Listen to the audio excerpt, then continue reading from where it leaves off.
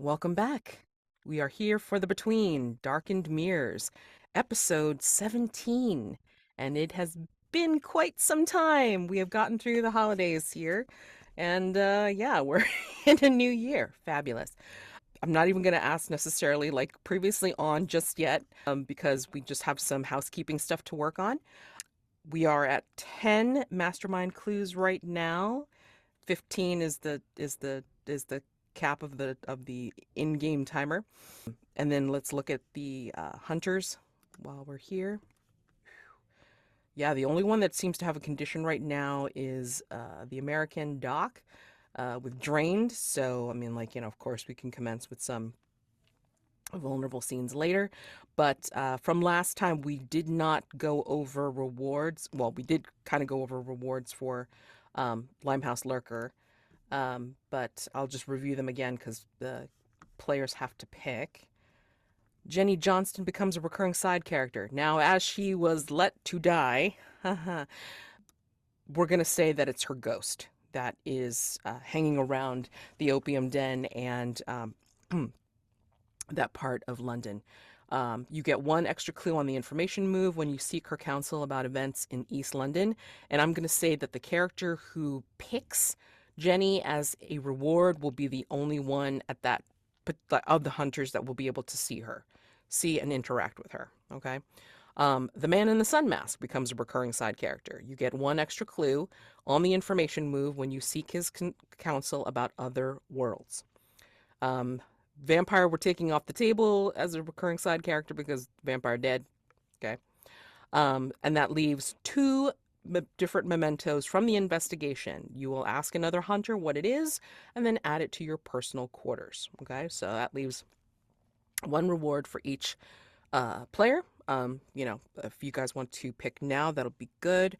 Because we just have to also go over one more thing after you pick out the reward. So let's do that first. Who's taking Jenny Johnston? Or the ghost of? I think I'm gonna pass on that because I feel like I feel a little guilty about that. So I don't think Well, maybe Lord her James ghost Campbell haunts uses you, though. I don't think he's gonna go back to that That's area. So okay. Lord James Campbell-Hughes is like, I'm done. One and done. And, terribly sorry. well, I was going to pick the Man in the Sun mask because Whitmore was the only one that interacted with him. I would Right. also be fine taking the ghost of Jenny Johnston to attempt to convince her that Lord James Campbell-Hughes isn't a terrible, horrible human being. That's going to be a hard sell, I think. Such a hard sell. So, will anybody else take Jenny? If not, then it's like, I guess it's Whitmore's. Anybody? Okay. Take All Jenny. right. All right. And then who's grabbing the man in the sun mask? I mean, it belongs to, like, the man in the sun mask is a recurring side character, belongs to everybody. I mean, like, we can say out, like, meta that maybe Whitmore told you all about his particular, um, you know, penchant for talking to people about other places and other worlds. So, yeah, I mean, you just call him available to all of you, but Mm, one of the players will pick pick him to allow that to happen. that is tempting now. Mm. I think because of Doc and Lord James Campbell Hughes's interaction before Lord James Campbell Hughes went off and killed the vampire single-handedly, I would love to take a memento and ask Daniel to decide what memento Doc is getting from this. I can think of one immediately. Mm. A very small vampire skull, slightly, Amazing. slightly charred. Small vampire skull, slightly charred. It's That's close like to that an 6 word. Ernest Hemingway. I was Point. about to say that's almost our version of baby boots for sale, never worn. Yeah. Skull slightly charred. Or one word shorter even, so better. Oh God. Paul, do you want the man in the sun mask? Yeah, I always like them as a NPC. Yeah. So Cool. So I'll take a memento. And how about it? How about it, Bob? Yeah, absolutely. I like to stop me if doesn't work because it's not something we actually saw, but I know that I ended up with an actual sun mask in my inventory from one of the quarters, and I kind of like the idea of having found at some point the opposite of that mask. So like a silver moon mask with like opals set into it is what I'm imagining. Oh, that's cool. Yeah. Yeah, like a little bit fancier than like the sun mask I was picturing was very like classic hammered brass. I think this has an air of more what would be the word for it? Not sacrificial, but ritualistic kind of a thing. Yeah, opals and that silver moon mask.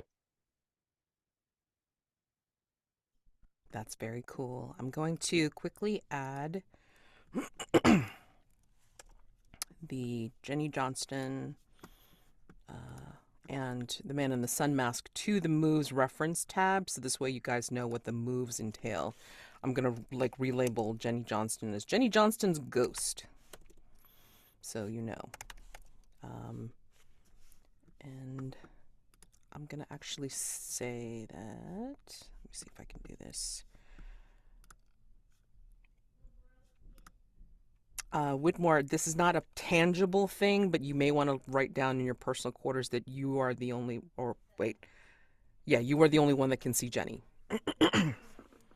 and interact with her. I've added it to my notes section. Mm-hmm. Cool. All right, great. Okay, and then let's go over. Yes, the Legacy has a hunt track. So at any point where they do something that would incur a mark on their hunt track, an X for violent means, or an O for peaceable talks or goings on, then that's what you would earn. And you said that you had not gotten any for the last couple of threat resolutions.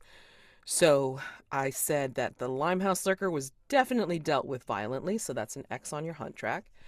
The 3 Mills Island, though, that was kind of, I felt like it was kind of half and half because it was such a surreal thing to deal with the painting itself. I mean, it was cut with the tearing of the reality. And then we also had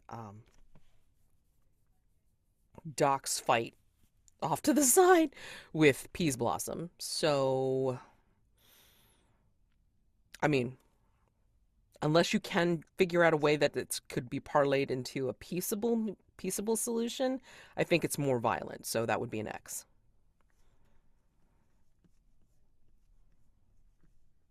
Does that cover all the threats that we've done so far? I believe so. Because we did Limehouse Lurker, Monochromatic Men of 3 Mills Island.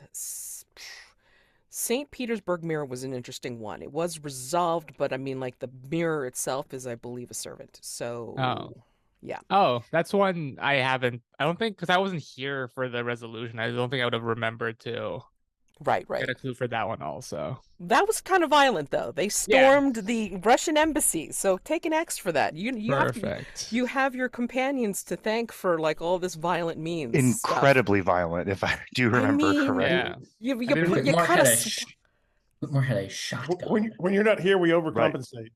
I know. Seriously. I was like, Whitmore had a that, shotgun, even without sums it me, up. yeah. I think. Wait, let's look at this because the king. Okay, so you kiss the king in shadows. You could call that peaceable. Shoreditch Slugger was embarrassing him, so I'm gonna call that peaceably. Mm-hmm. And Saint Cecilia's Gargoyle, that was Lord James Campbell-Hughes and Whitmore going toe to toe, so that was violent. So just as a review of like all of the threats you guys have done so far, it's great. Wow. Okay. Cool. That means since I got 3, I'll just there's enough players, so I just need a clue about the beast from each of you. Could you read the clues that you already have, Paul? One of the things transformed into beast skin rug during the King of Shadows setup. There was like a beast skin rug during the setup, I believe.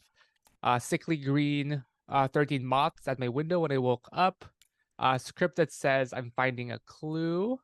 Heavy smell of ocean water and sea salt, large wet bestial prints on the ground, something breathing outside of the window. And I think those are the ones I have noted down. And these are just like blah, blah, blah, blah. Struck them peacefully. I forget. Keep secrets, any other. Whenever you mark a hunt, ask another player to describe what you find that tells you you're one step closer.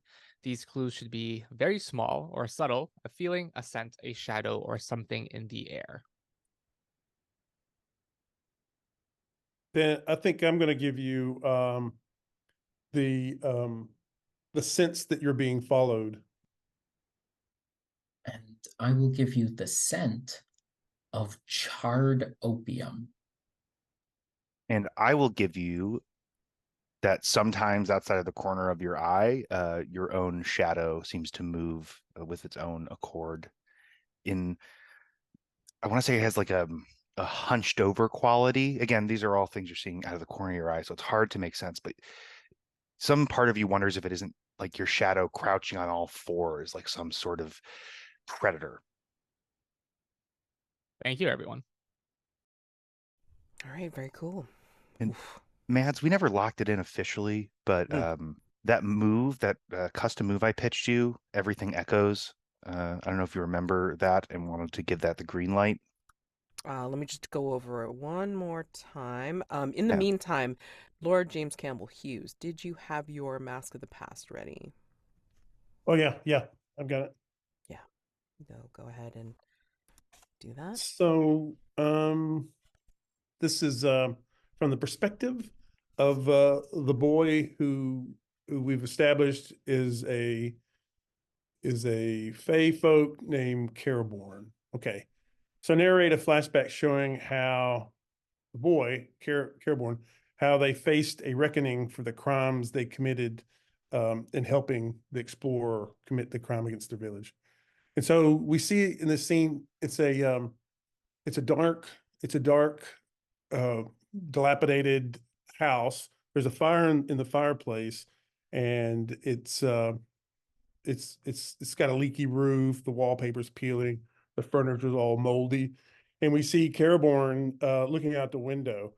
And then what we didn't see or hear is somebody asking him a question. And so we don't know who it is. Somebody off camera. And he turns and he looks at him and he says, "How was I punished? Is that what you're asking me?" And now he turns and looks right at him and says, "For helping the humans in the Unseelie Court steal the sacred Seelie stone from the crystal caverns. My name was stricken from the ancestral registry of the sword dancers. My blade of electrum and spider silk was broken asunder, shattered. And before I was cast from my village forever, they placed this iron collar around my neck, as you can still see. I still wear it. And when he pulls back his shirt, you can see scars that have been seared into his skin around where the iron the iron touches his skin. And he says, so you can see how I've been marked a traitor to my own kind."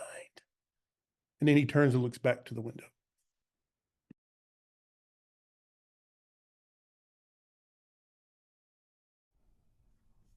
Amazing.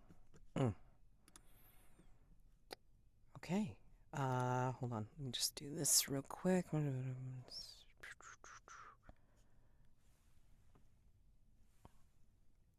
Okay.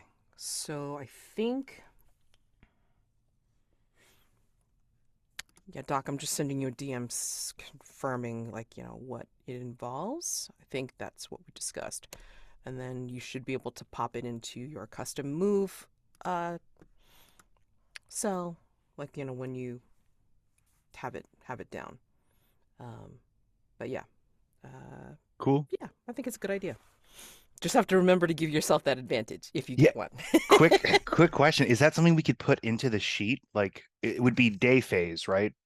Every time day phase, I want to check like, oh, did I get an echo in the night last night? Or altering that, throw a wrench in the works. I can keep track of it myself.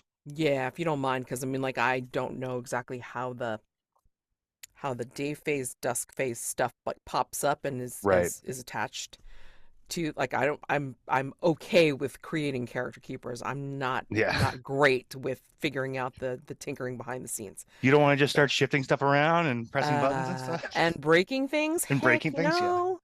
Heck no. I mean, Sorry, like, that's just the American in me, I guess. oh, Yeehaw. yeah, yeehaw. Just like, make a copy of it and start tinkering yourself and like see how Mhm. much you can break. Sure, sure. I don't want to do it myself. Yeah, I'll keep track of it. No problem. Yeah, great. Thank you. All right. I think that's I think that's pretty much like what we got.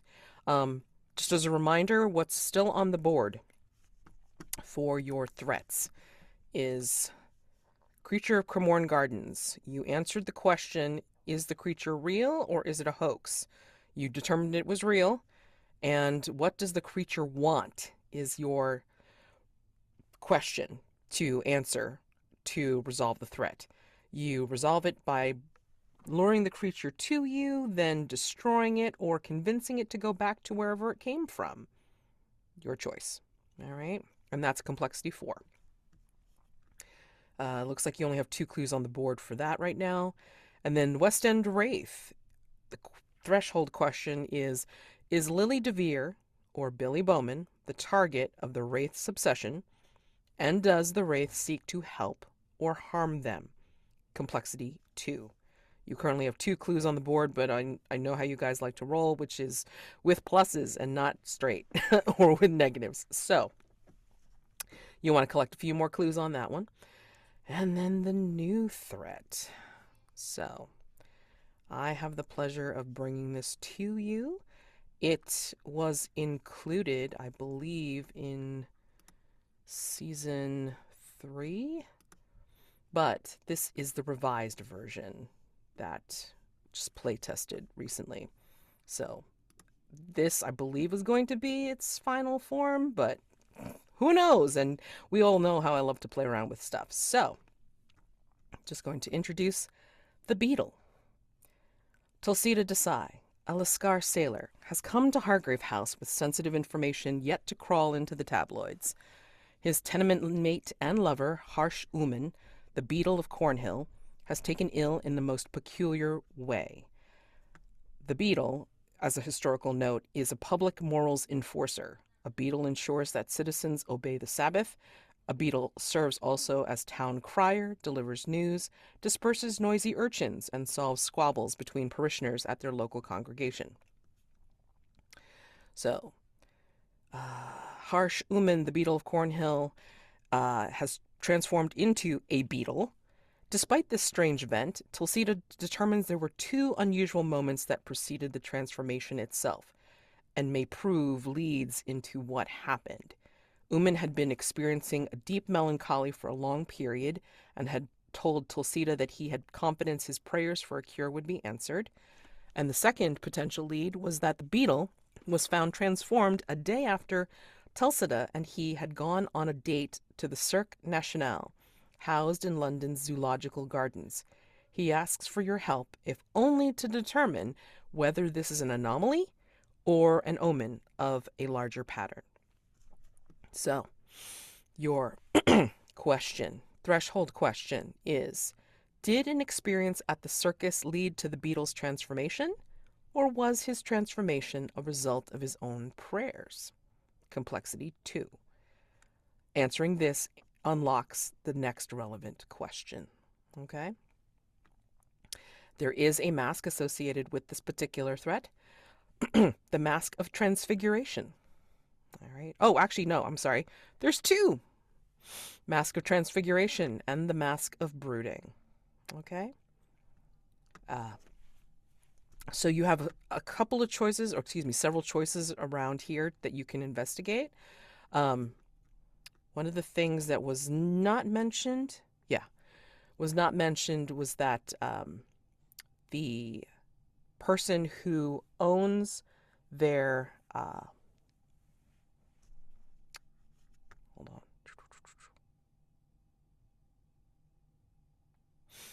The person who owns their flat is also the Beadle's boss, I guess. And so now that his employee Uman is no longer human or useful, he decided to sell the rights. Alderman Arthur Upward decided to sell the rights to the Beadle to the Cirque National, who will come to retrieve him if the players ignore this threat. So, yay. So he's one to talk to over at the boarding house, the brownstone that Alderman Upward owns. There's also, of course, the basement apartment itself, where Uman and Tulsa live, and also going to check out the Cirque National. So that is up to you. All right. Several different places you can check out, several different people that you can meet, but that is your new threat. So, and I'll put in all the information, relevant information about that for you all. Now, day phase begins. Your choice. What would you like to do? Vulnerable moves or just scenes, because I love to hear about, like, how you guys relate to each other, or full-on investigation. You can go to the Palais de Gaieté. You can go to the places associated with Cremorne, or you can go to check out the new threat. What would you like to do? Victor. I would. Hmm. Yeah, I'll visit the apartment with the the Beatles. Okay. Doc.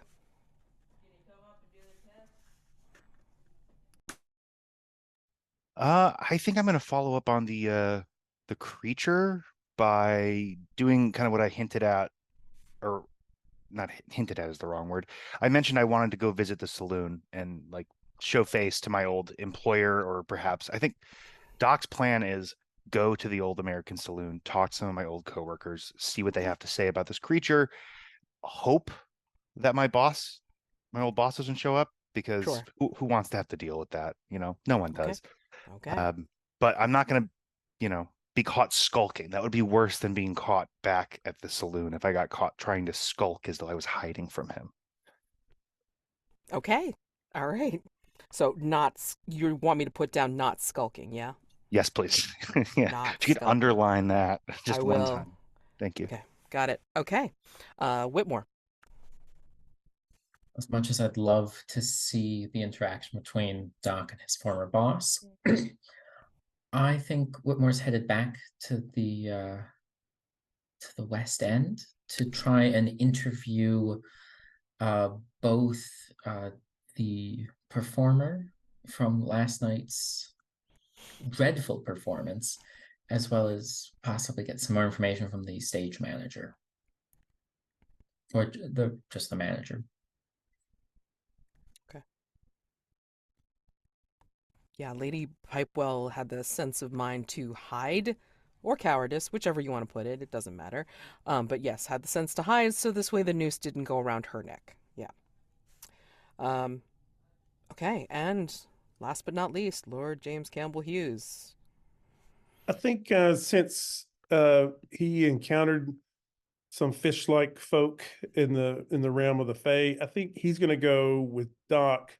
Maybe not together, but he's going to be at Cremorne Gardens, but closer to the water.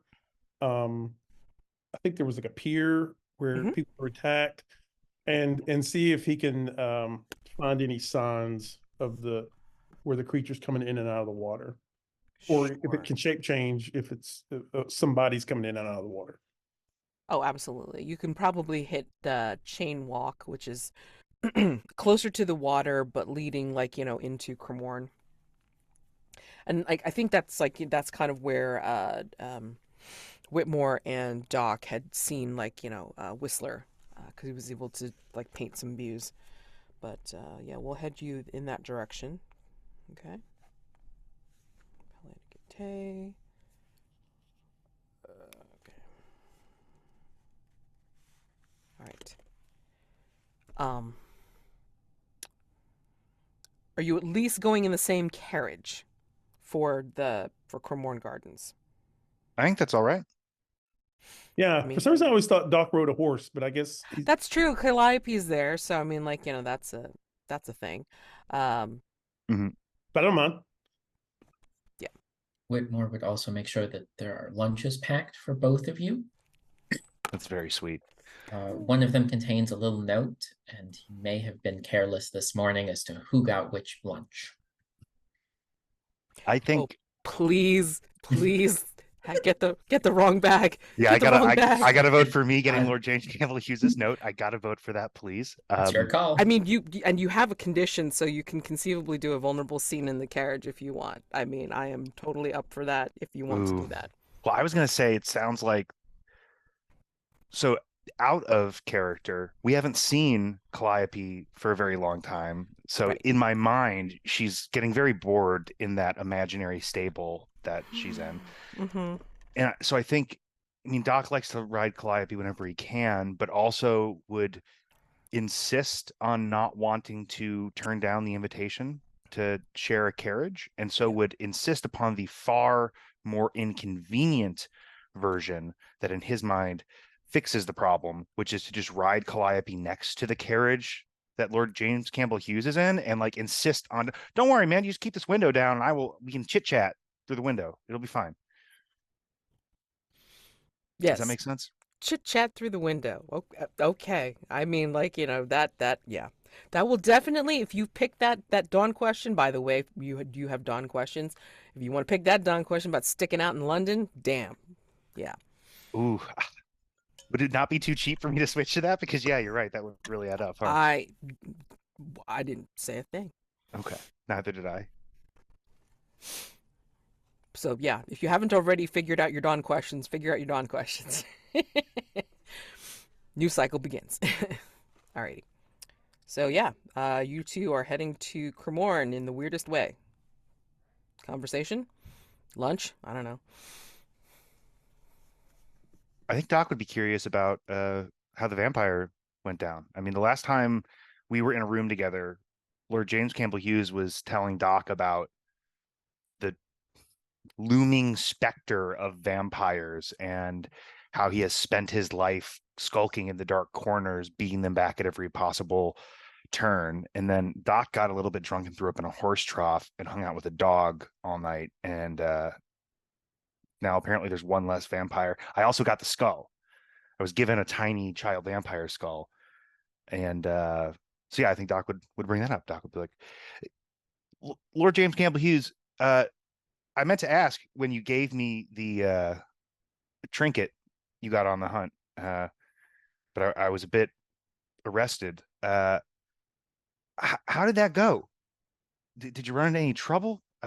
I was obviously, my worry was misplaced because you seem all in one piece, and it certainly doesn't seem like there's a vampire around anymore. But how'd that go? You know, Scotland Yard helped minimize collateral damage. But it's a messy affair when dealing with fire, and a messier affair when you're dealing with vampires. But yeah, it wasn't two thumbs up, as you would say back in the States. Mm-hmm.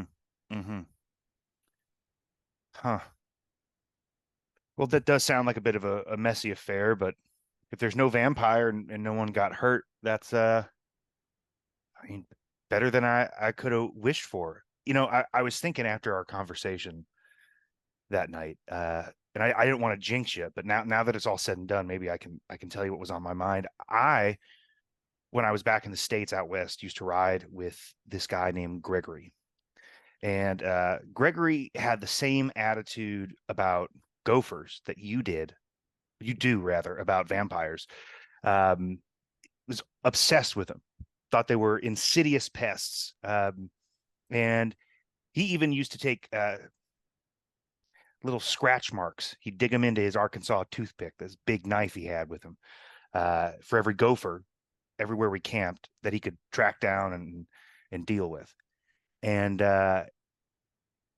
you know, that obsession got the best of him one day. I won't mince too many words on it, but it was a reminder that a gopher's teeth are sharper than you would assume.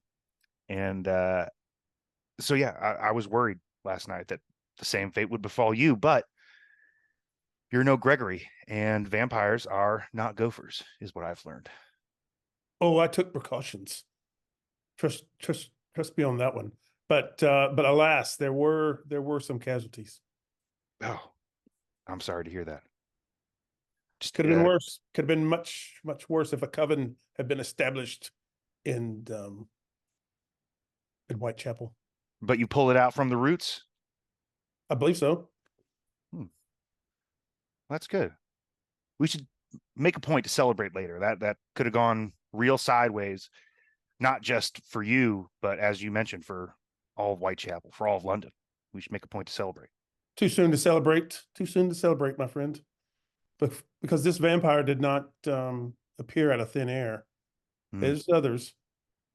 It has a master, and I tried to get the information from it, who its master was, but it was not in the talking mood, and so there's no time for celebration, McBain. Interesting. So in the parlance of my dear departed friend Gregory, we have to go searching for gopher tunnels now that we've cleared out one gopher hole. All right. I like the way you think, my friend. I like the way you think. Yeah, well, maybe gophers and vampires aren't too different after all. That's got to be the fade out line, right? Well, I don't know. Were you using tall tales on me? No, I wasn't. That's the dichotomy, right? When I'm telling tall tales, things that sound like tall tales to you all, they're true enough. They're true to like what's important in those moments. When I'm using that move on NPCs, it's important to know that they're not quite true. But yeah, I would say that I think any good teller of tall tales does have a bunch of really big true stories in their back pocket. That's how the tall tales really stand the test of time and seem real. And I think that in my head, the stories that Doc tells y'all, those are true. When Doc's telling tall tales to other people, those might be a little bit outside of the truth. Fair. Okay. I forgot to mention that if we wanted to make this a vulnerable move so you could clear your condition, we needed a vice in play. So needed gin or coffin varnish. That's okay. I would feel too forced. I think that was Okay. a fine scene as it was. Unless James Campbell-Hughes, you would have to be at the Explorers Club to do your vice, right? I forget what your advice is. No, it's just gin. But Oh, I don't see me sharing a drink with you if you're on a horse. I yeah. don't think that does seem a little forced. Yeah. It's like not like Doc is asking you for Grey Poupon or something like that. So no. Although I would like to see like a little mention of Whitmore conveniently packing the same looking bag, for a snack Right. or There uh, are a meal. 3 identical bags. Victor gets one. Okay. Maybe maybe that could be a time for us to circle back and do an actual vulnerable move is after Lord James Campbell-Hughes and I do our little bit of investigating. We meet back up for lunch and one of us has a little bit of something hidden in our inside coat pocket as we kind of trade info back and forth. And then we also get to have the moment where Doc pulls out the note that was meant for Lord James Campbell-Hughes in his lunch. I love it. And I love it. there would 100% be gin in Lord James Campbell-Hughes' Oh, lunch bag. perfect. Yeah, but then he would know, right? I mean, Well, Oh, that maybe that's how Doc, maybe that's what the switch up is, right? Doc opens the lunch when Lord James Campbell-Hughes and he are sitting down. It's like, that's odd. Whitmore doesn't normally pack gin in my lunch. That's strange. This might have been yours. but I Just a think you thought. see the note before you realize yeah, anyway, cool. All right, let me flip over to Whitmore over at the Palais. So, yeah, they are cleaning up, of course, and getting the place ready. I think you see, let's see. Yeah, Lily.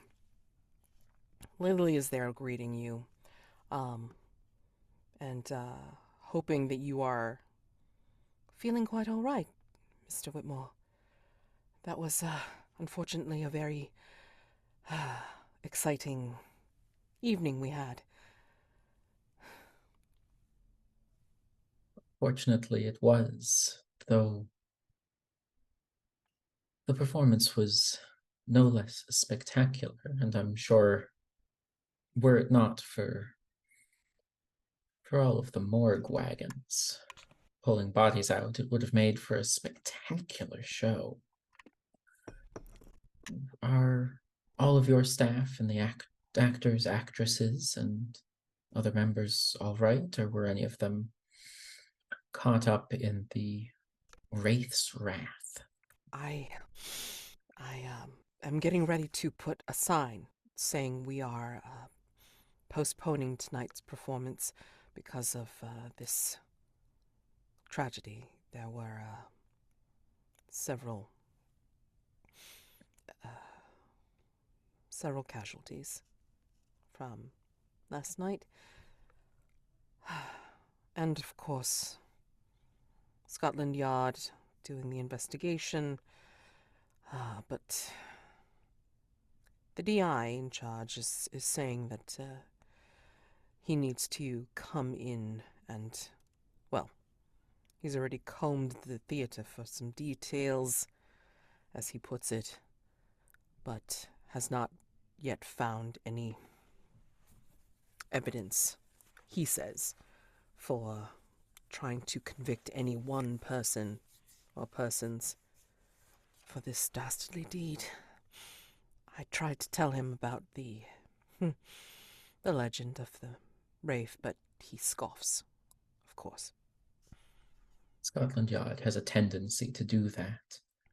Do you Yes. mind if I take a more sensitive eye and take a look around the theater? Perhaps By all talk. means. Thank By you all very means. much. We are appreciative of Hargrave House's help. I'm just sorry it's come to this. I might have to close the theater down if we can't stop these events. And she's looking very stricken because she's overwhelmed.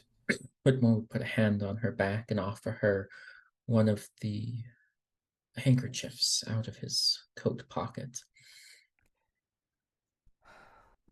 It shouldn't come to that. The members of Hargrave House are excellent at what they do. I'm even told that some nights ago, one of our more famous members, Lord James Campbell-Hughes, you may have heard of his magnificence, took down a vampire in London. We are no stranger to the supernatural.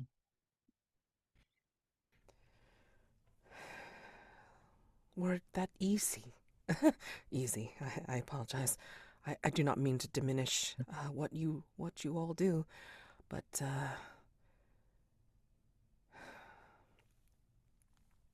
it could just as easily be theatrical trickery. We are familiar with that as well here. But please, as we try and recover our senses as well as our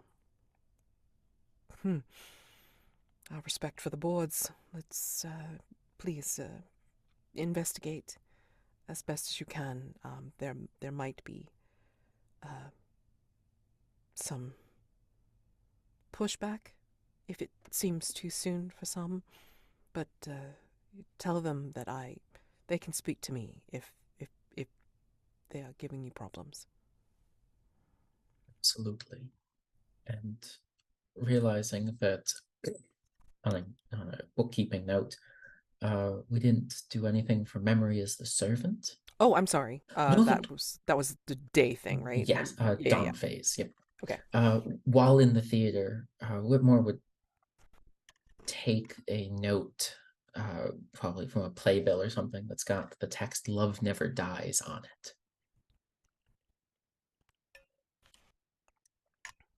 Cool. Is that for your personal quarters or is it for It would become a personal quarters item. I can give it to someone else. Okay. But I feel that that particular item should stick with Whitmore for the time being. Absolutely. All right. Yeah. So, where would you like to go? I mean, like, of course, like you're in the foyer. You can go up the stalls. You can check out the private boxes and such. You can even go on the stage or in the dressing room. And even I if you want to, like, dare it, you can go up to the gods.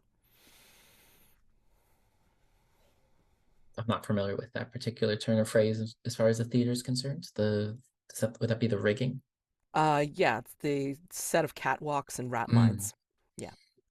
I think Whitmore would start on the stage, Okay. and if that doesn't turn up anything, just because it was mentioned that this could be a theatrical trick, head up to the catwalks. Okay.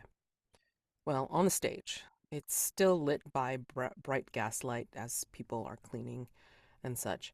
The stage has become a succession of trompe-l'oeil backdrops evoking different settings, both exotic and local. An orchestra pit situated in front of the stage provides accompaniment to the varied performances. This is a paint the scene for everyone. Viewed from the stage, what do we see that breaks the illusion of mystique and grandeur that suffuses the music hall? And please feel free and put this in the London tab under the Palais de Gaieté, the stage.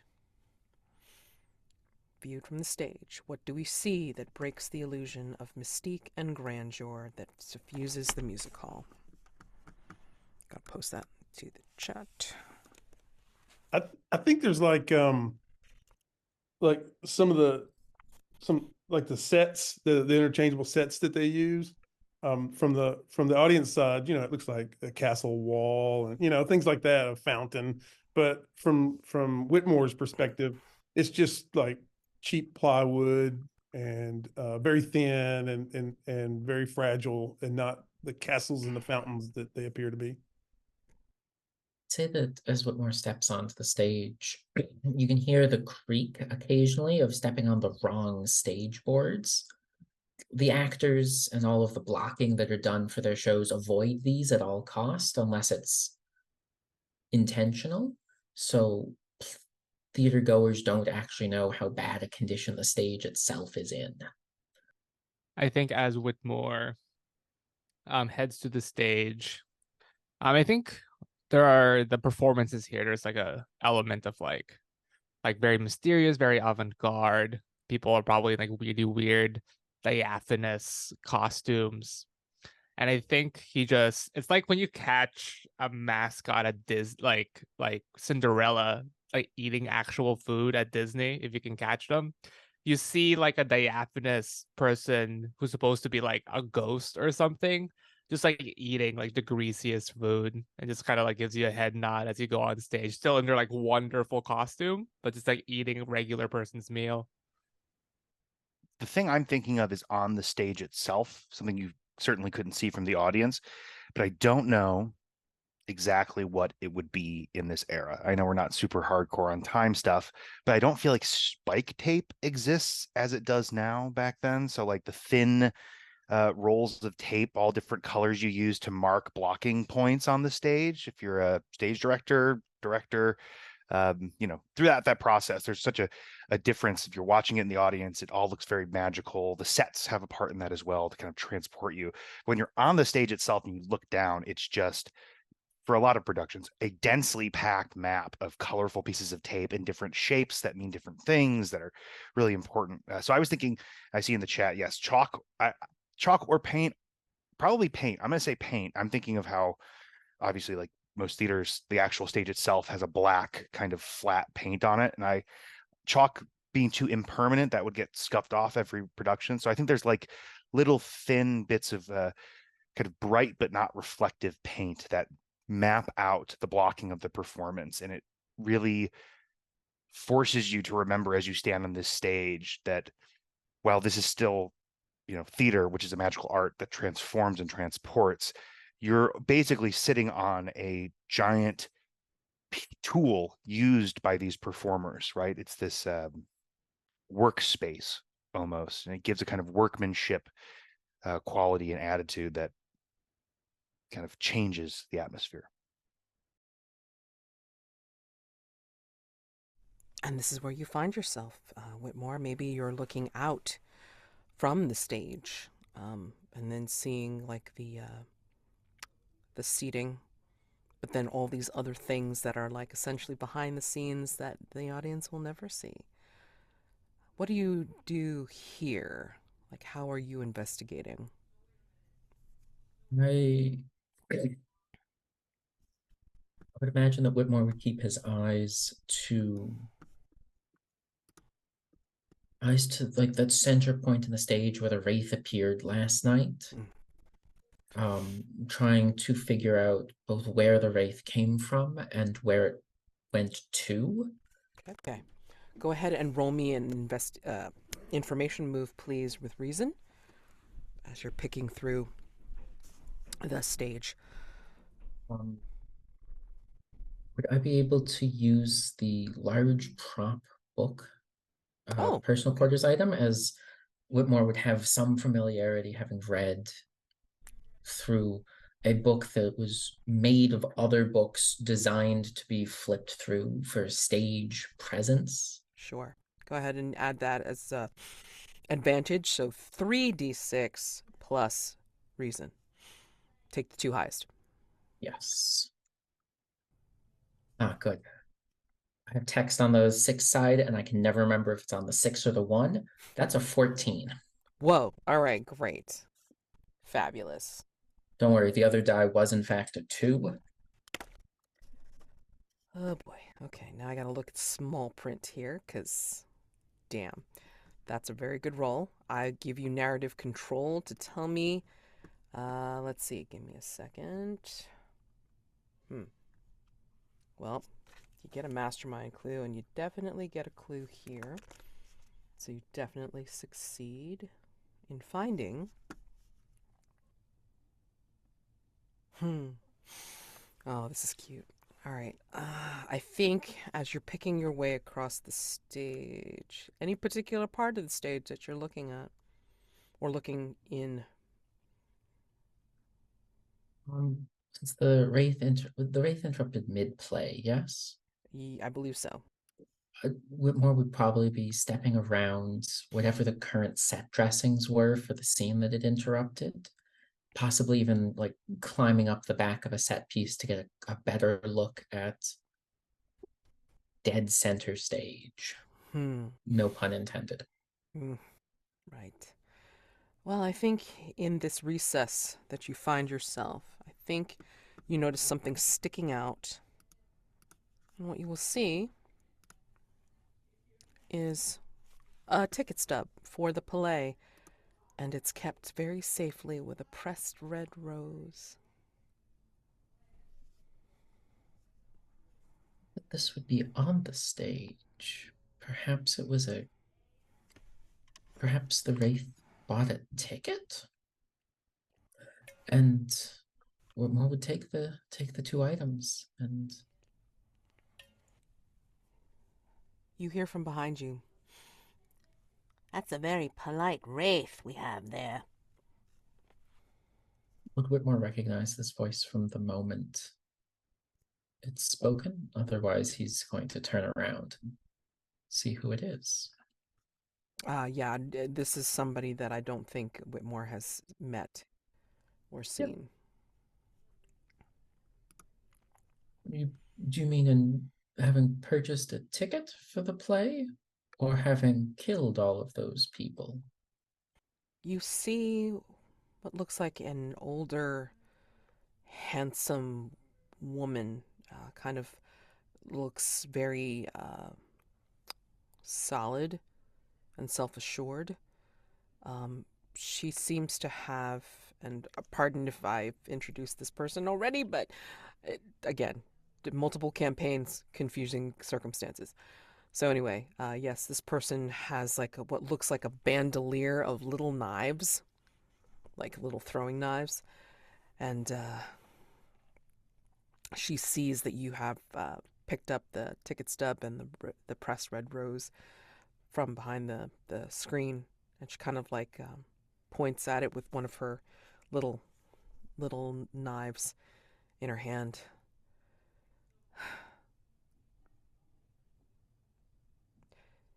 It's one of those little quirks. By purchasing a ticket, I guess the Wraith thinks it considers himself a paying patron of the arts, and therefore polite as can be. Unless people cross him, or he is cross. At least that's what the rumor is. I'm Asha Dillon, the knife thrower extraordinaire. Pleasure to meet you. Name's Whitmore. Miss DeVere was telling us about you. Oh, you and your colleagues. You are trying to help, yes? That is, yes, that is the plan. I was in fact here, and Whitmore would lean forwards and try and point at the seats he was in. Last evening, managed to get a few nooses off the necks of those that I could. While I saw you. I tried to remove remove some nooses myself, but only with my bare hands. These are wonderful. She kind of like, puts her hand over the bandolier. These are wonderful for throwing at people's faces, but unfortunately not meant for actual cutting. most unfortunate. Perhaps you'll need to make one special, just in case. Where, if you don't mind me asking, were you during last night's terrifying performance? Where I usually am. Listening from the wings, but also trying to keep a concerned lookout for Miss Lily, Miss DeVere. A concerned lookout, as in a bodyguard? Trying, again, trying to do my best to protect her. Does Miss DeVere often receive threats that warrant the protection of someone as talented with the blades? And Whitmore would make sure to put an emphasis on the S, as you are. She's...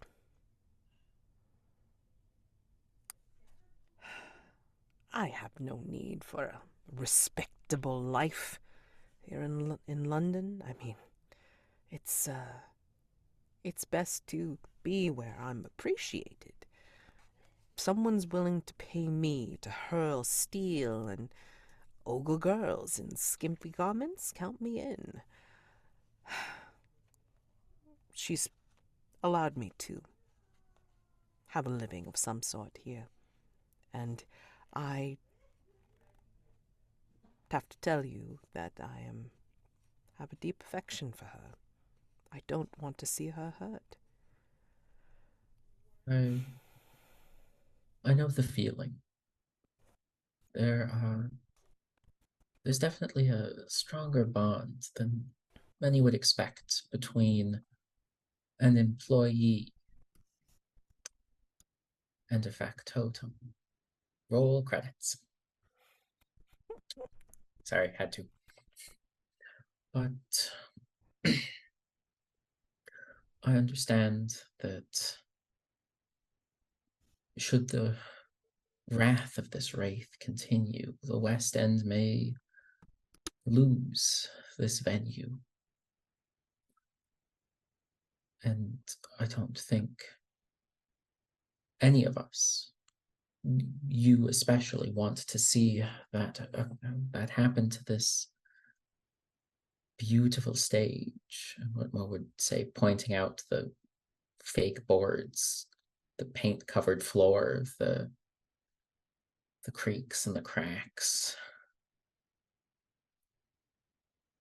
And so, if you happen to have any information that may assist me and my associates hunting down this terrifying creature, and I know Miss DeVere would be most appreciative if you can either think of anything or assist us in our investigation above and beyond what Scotland Yard is doing.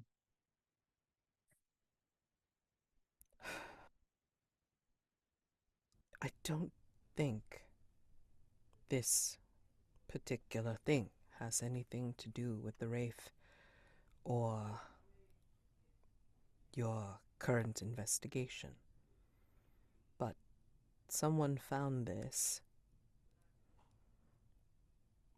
morning, and it is not anything that we've seen from the Wraith. And I don't know what it means. And what she introduced herself as Asha. Asha will show you. She shows you a bag that looks like it's dark and damp, and inside is a set of panpipes that are distinctly full and soaking with blood. This is your mastermind clue for that 14. That's quite the present. And I think I might even know who left it. Was the Wraith, was it? No. Friend would be too strong of a word. Nemesis to one of the members of Hargrave House. Or potentially a lover of one of the members of Hargrave House. It's a bad omen. Different member. Very bad. Very bad omen indeed. But if I know anything about Hargrave House and its members, especially the Lord James Campbell-Hughes, nemesis of this foe, we are hot on their trail and gaining.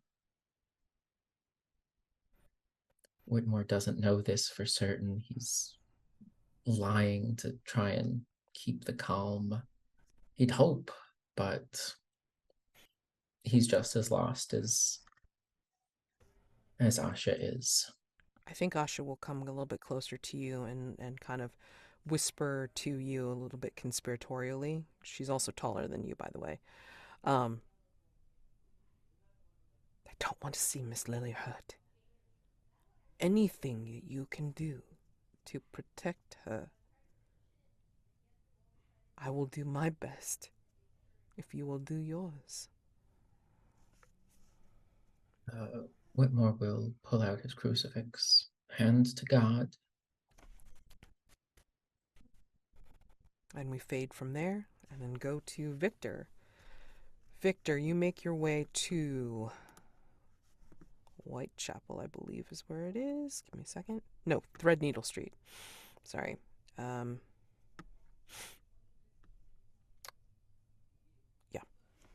To the basement apartment. Uman and Tulsida's love nest lies below Uman's employer, the alderman. The one-room apartment below is cramped, with a low ceiling, a small puja shrine with prasad offerings facing a statue of Mary, a tiny mattress by the door, knick-knack memorializing Desai's nautical travels dotted throughout. It was originally designed to house animals. A single basement window peeks at high-status heels, nearly stepping on the viewer as they rush past.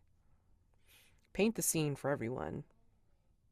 How does the apartment remind you of a terrarium, a place for lowly creatures rather than living in? I'm gonna go with the obvious that it's well lit and very warm. The ceiling of it looks like that once the first floor of the building was laid, no one bothered to touch the ceiling, like a cork on a glass bottled terrarium. Once in place, it's never been thought of again. It's moldy and dank.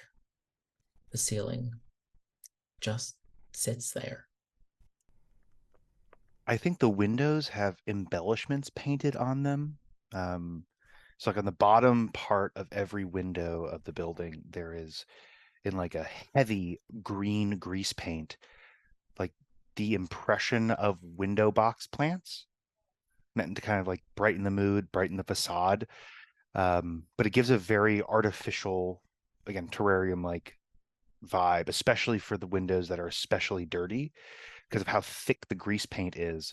The rest of the window might be completely fogged out, but the other underside, the back side of the green paint is still really visible inside every room with a window. I think that this place has a sense of being very cramped, I guess. The ceiling isn't like touching people's heads, but it's like right there a little bit. And there's not really a lot of open areas. Whenever you walk anywhere, you're kind of avoiding things along the way. For definite sure. All right. So, yeah, I believe, well, obviously Tulsida is here for now, and he is saying that it is good to see you, Mr. Armstrong. I fear that the alderman is going to be forcing us out fairly soon, or forcing me out, as his employee is no longer of any use, and so, of no longer any use, then we are both displaced. And his name is Tulsida? Tulsida Desai. Tulsida Desai. Yep. Well, Mr. Desai, are you a well-traveled man? Yes, I have worked for many, many years for the Newcastle Shipping Company. Mm-hmm. Can you tell me what my friend put on this sandwich he made in my lunch today? I think it's some sort of chutney. I just don't know where from. And he puts up the roast beef sandwich that that Whitmore made him today. And it's just I just can't figure, is it like a fruit chutney or is it some sort of sauce that he concocted himself? He just like holds up the sandwich to him. I mean, like, he's just kind of like confused in this Mhm. request to look, but he will, and it looks like an attempt to make something like it. He Mhm. smells it. It doesn't smell the way it should, though. Mm, Does yes. your friend, does your servant use spices? I'm not really sure. I don't really go to the kitchen when he um pairs our meals, really. Um eh, that's neither here nor there. I Victor will lean close to Tulsida. And just so we're clear, this is a um you know, I come from a legacy of um monster hunters, correct? Are you using unwanted privilege? No, no, no. I'm just asking him. Oh. No, no, no. I have been in many travels. I have heard the name Armstrong. I was not aware that you were one of them. Mm-hmm. And just whispering, it's like, this isn't this is a save the person deal, right? This isn't a, do I have to, I don't, am I fighting the thing? Like, I wasn't really No, clear. no, No? no, no, no, no. The reason I brought this to Hargrave House's attention, besides, of course, the strangeness of this complete request, I understand, is because Uman had been experiencing a deep melancholy. And he had prayed for confidence and a cure. But then he changed and transformed into this creature here. And and he gets like like he tries to confide in you, as awkward as it is. We had fought. Mm. And we were talking about how we were trying to figure out our life together. It is not simple, with Harsh being Anglican and myself being a Hindu, and I work often on these trading vessels. And,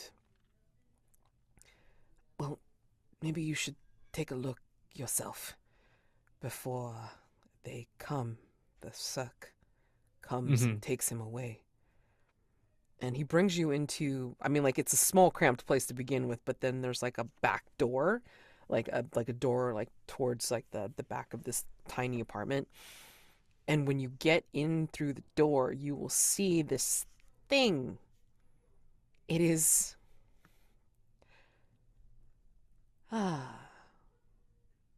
yeah, for funsies. I mean, he's transformed into a beetle. Okay? But how has this is a paint the scene for all of you. How has Harsh Uman, as the beetle, made his nest in their bedroom?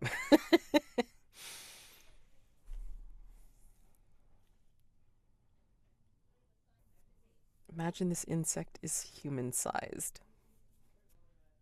There are no pillows on the bed. There may have once been, but right now all that there is fabric and feathers scattered about, pushed to the edges to insulate and keep the nest warm in the coming winter. Despite the room being hot and dry, perfectly suited, the beetle has made preparations for a winter it may never see.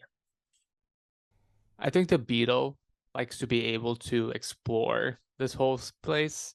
So now there are, these walls used to be relatively smoother, made them really difficult to climb with his enormous size. But now that there's a lot of scratches on every surface, he can really be upside down on the walls wherever he really wants to be in the room. A lot of like rags and rope and twine and things like that have been woven to make the corners of the room like more rounded, so it gives the appearance of like being inside of a, not a cocoon, but like a large nest.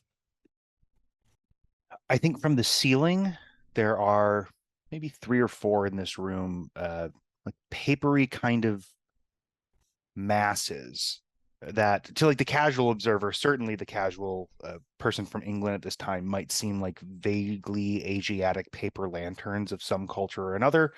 And upon actually looking closely at them,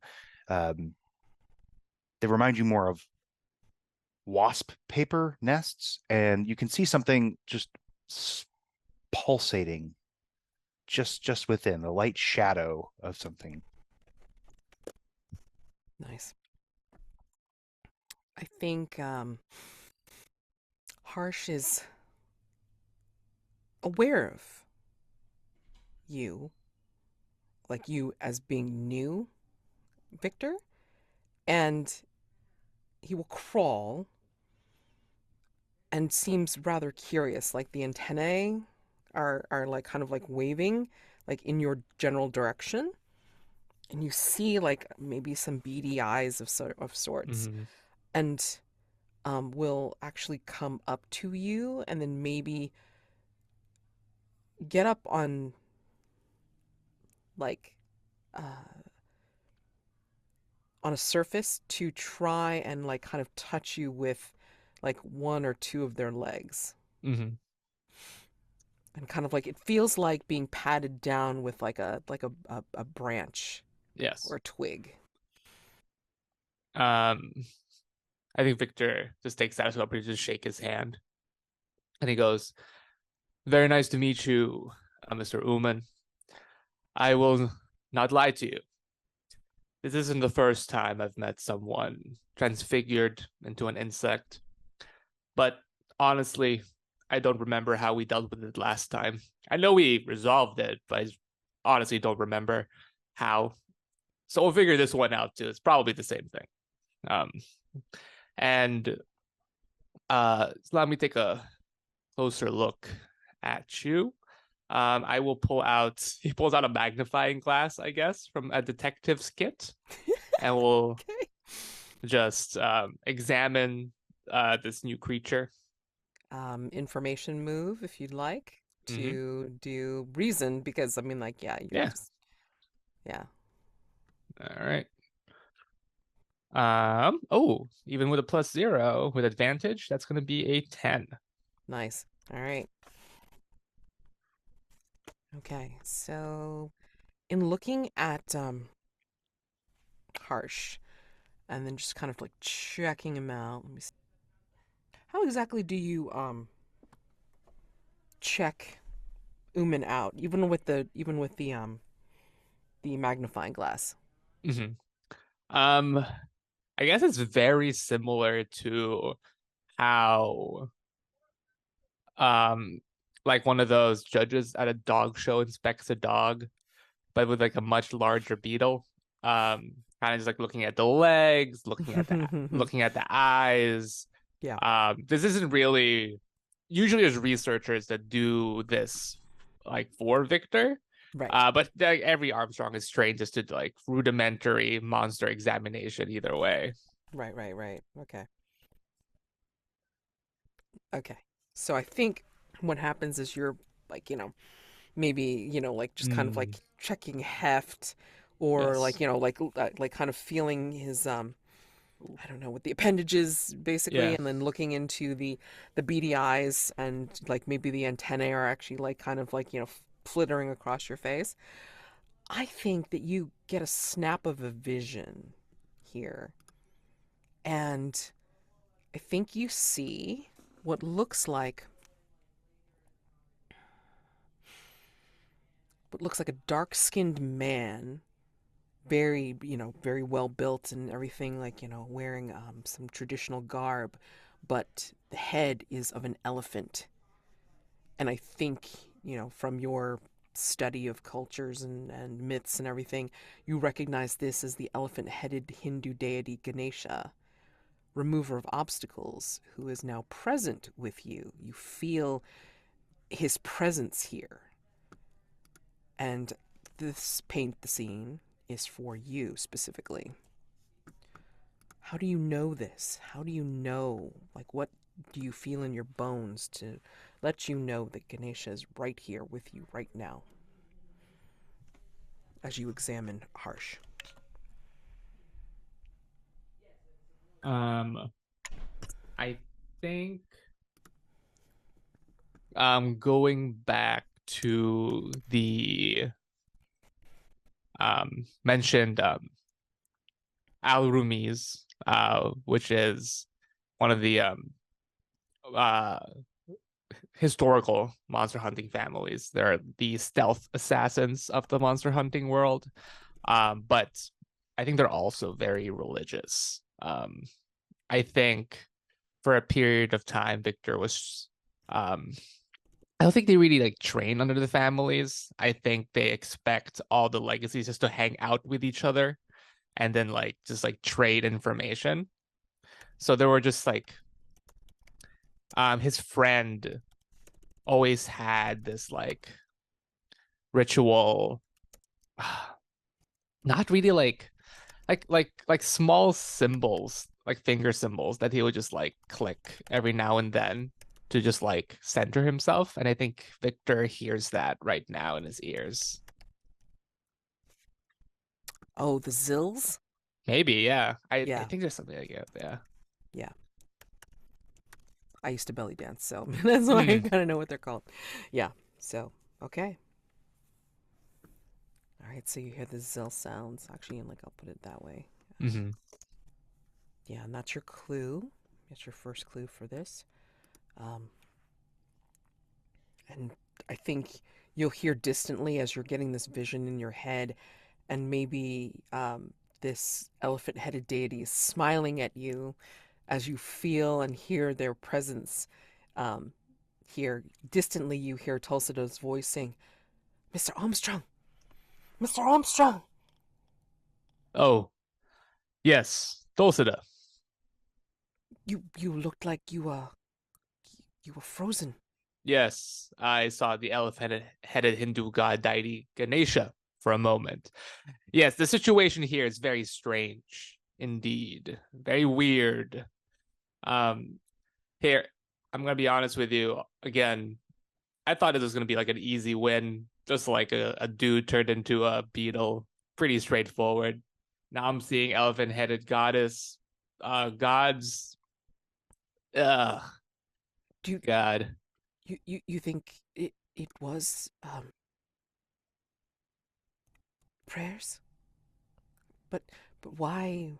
Well, why my deity? I don't know. This is a bit confusing.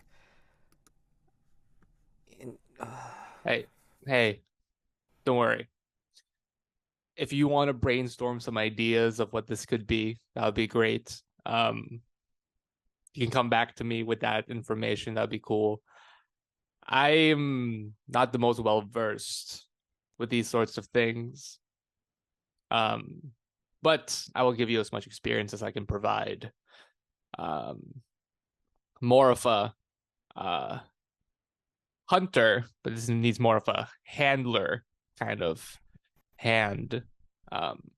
But if there is much more high concept things involved, it'll take a little bit more investigation from Harvard House than I was expecting.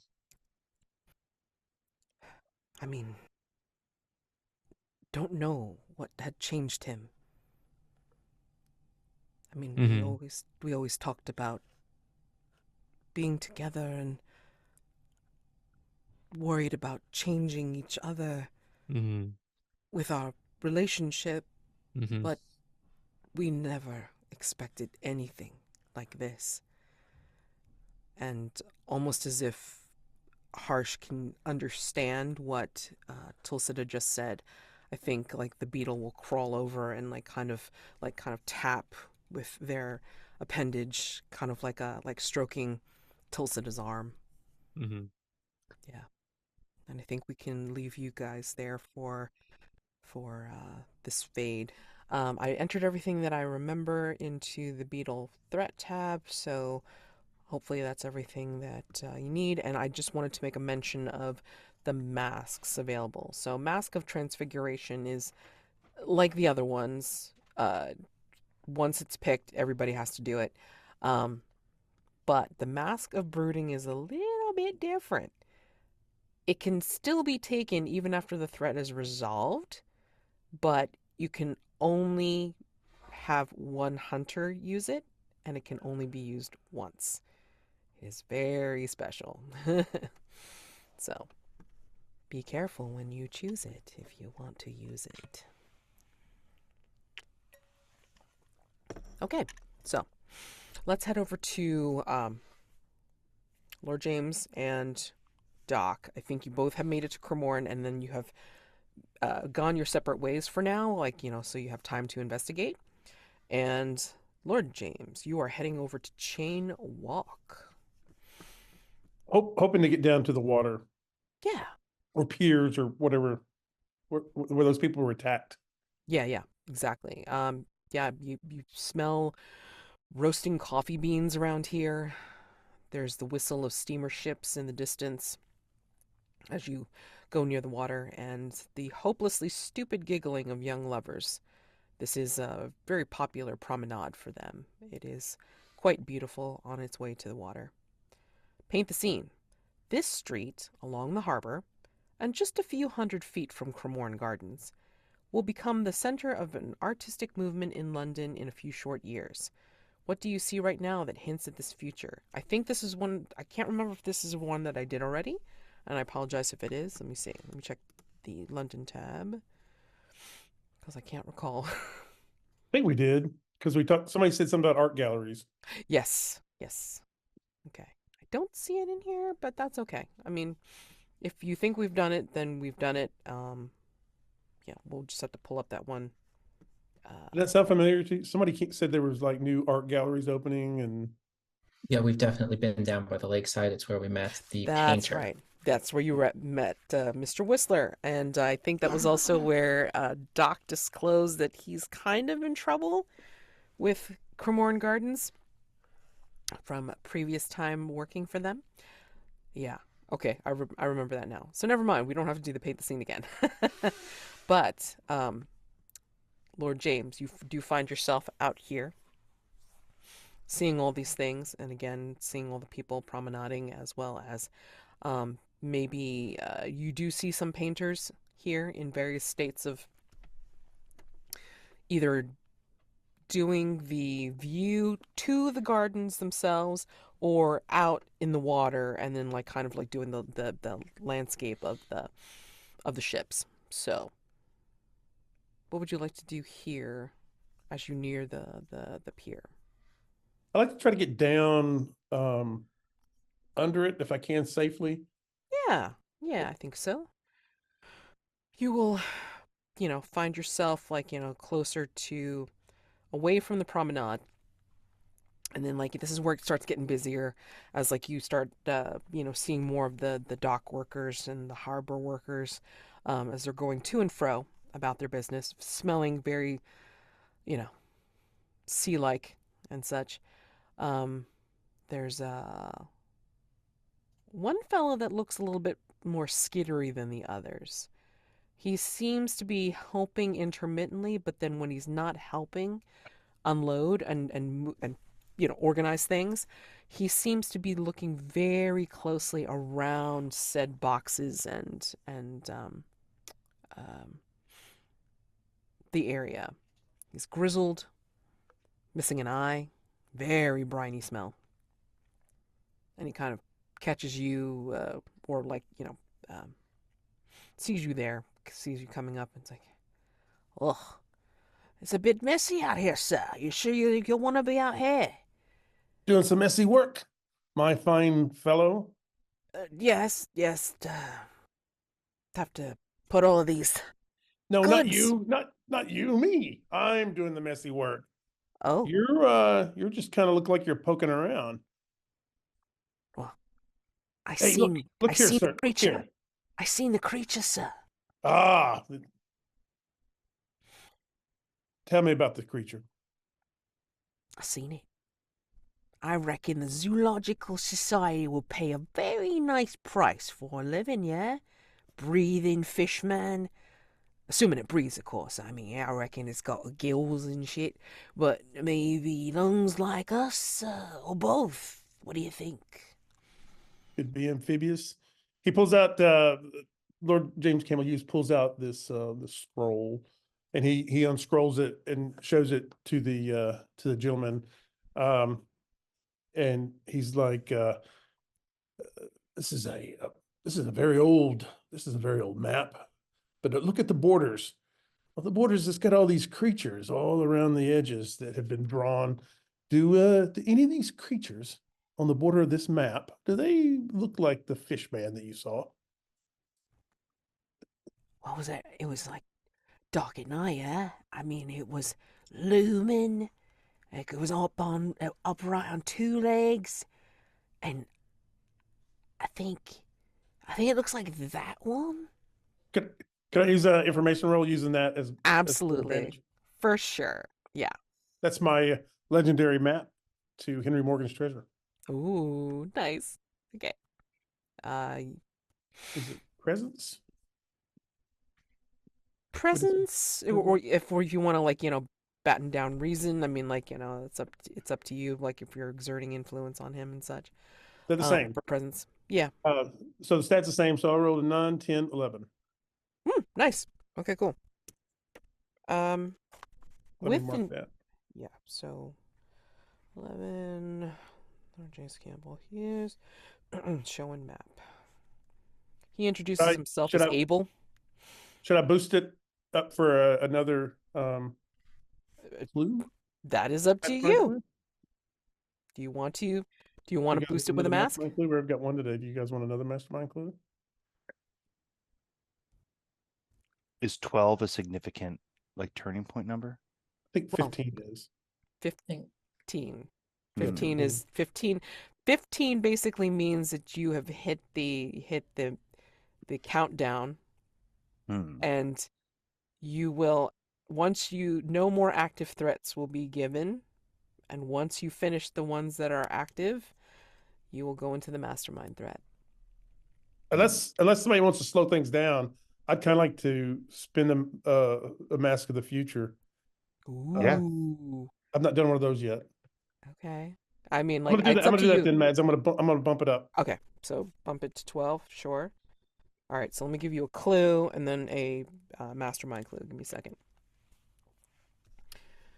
Oh God, I have to go back into the threat and see, like, what have I given you already?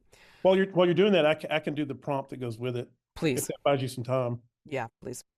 So I'm marking the moss-covered door, and it says I receive a significant inheritance from a recently deceased relative. Who were they? What was my favorite memory of them? And I get to unmark, which is good. I get to unmark 2 check boxes of the Royal Explorers Club, which is just about full. So that'll whoops. So that'll help me manage the Royal Explorers Club. Yeah. And then the person was my younger brother, Sir Simon Campbell-Hughes, who my favorite memory of my younger brother was he also worked for Hargrave House. This is probably 10 years ago. And him and a Dr. Thomas Stackpool, my fondest memory, what I was proudest of my younger brother was Dr. Stockpool and Sir Simon. They took down the Brute of Kensington, and it made me very proud that my my younger brother was following in our footsteps. But now he has died, and I don't think I get to talk about how he died. Just my favorite memory of him. Is there something else I get to? I think that's it. I mean, if you want to mention a little bit more about that or make it mysterious, that's fine with me, because I don't think you get to mention him again. Unless he gets involved in one of your other... No, because that's around from the perspective of the boy. Also not from the perspective of the boy, unless it's a mask from one of the but I think let's say that that he was drained of all his blood and beheaded.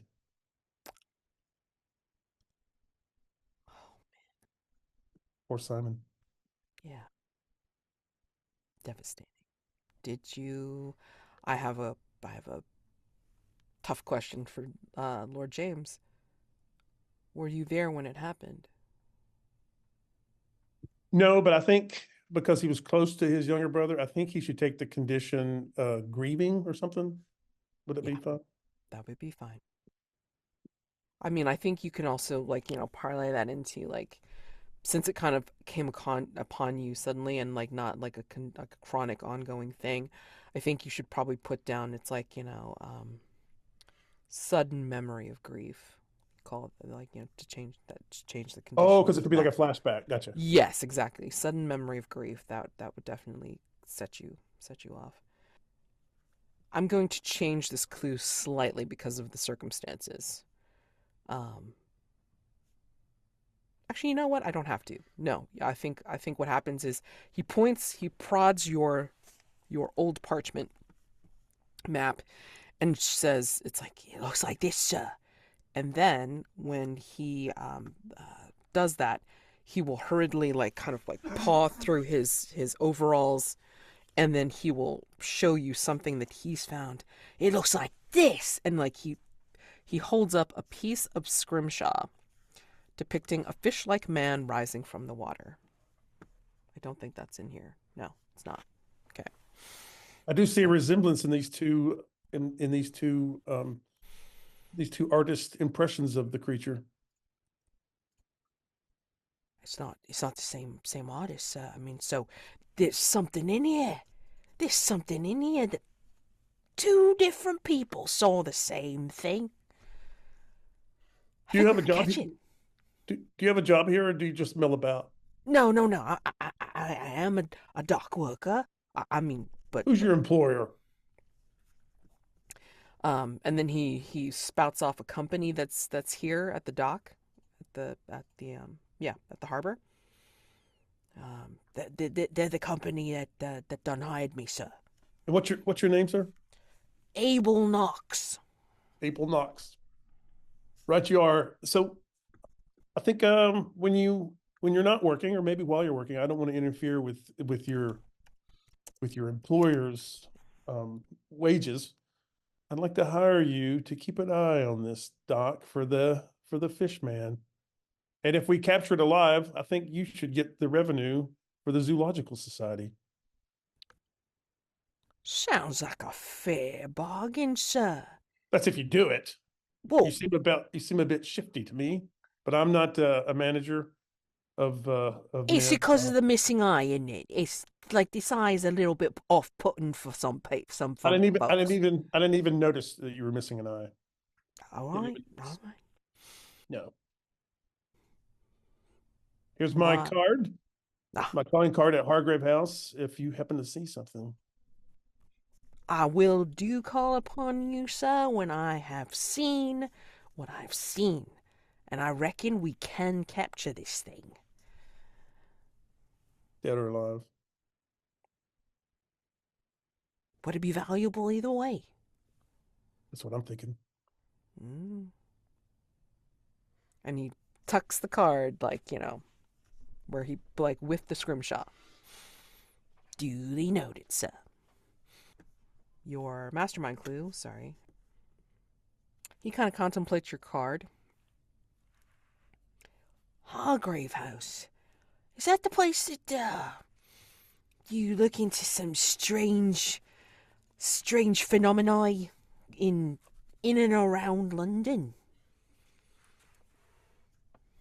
I mean, that's one way of looking at it.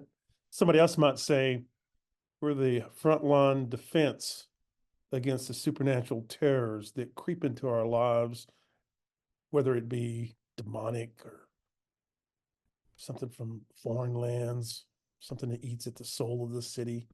Either way, But only in London, sir.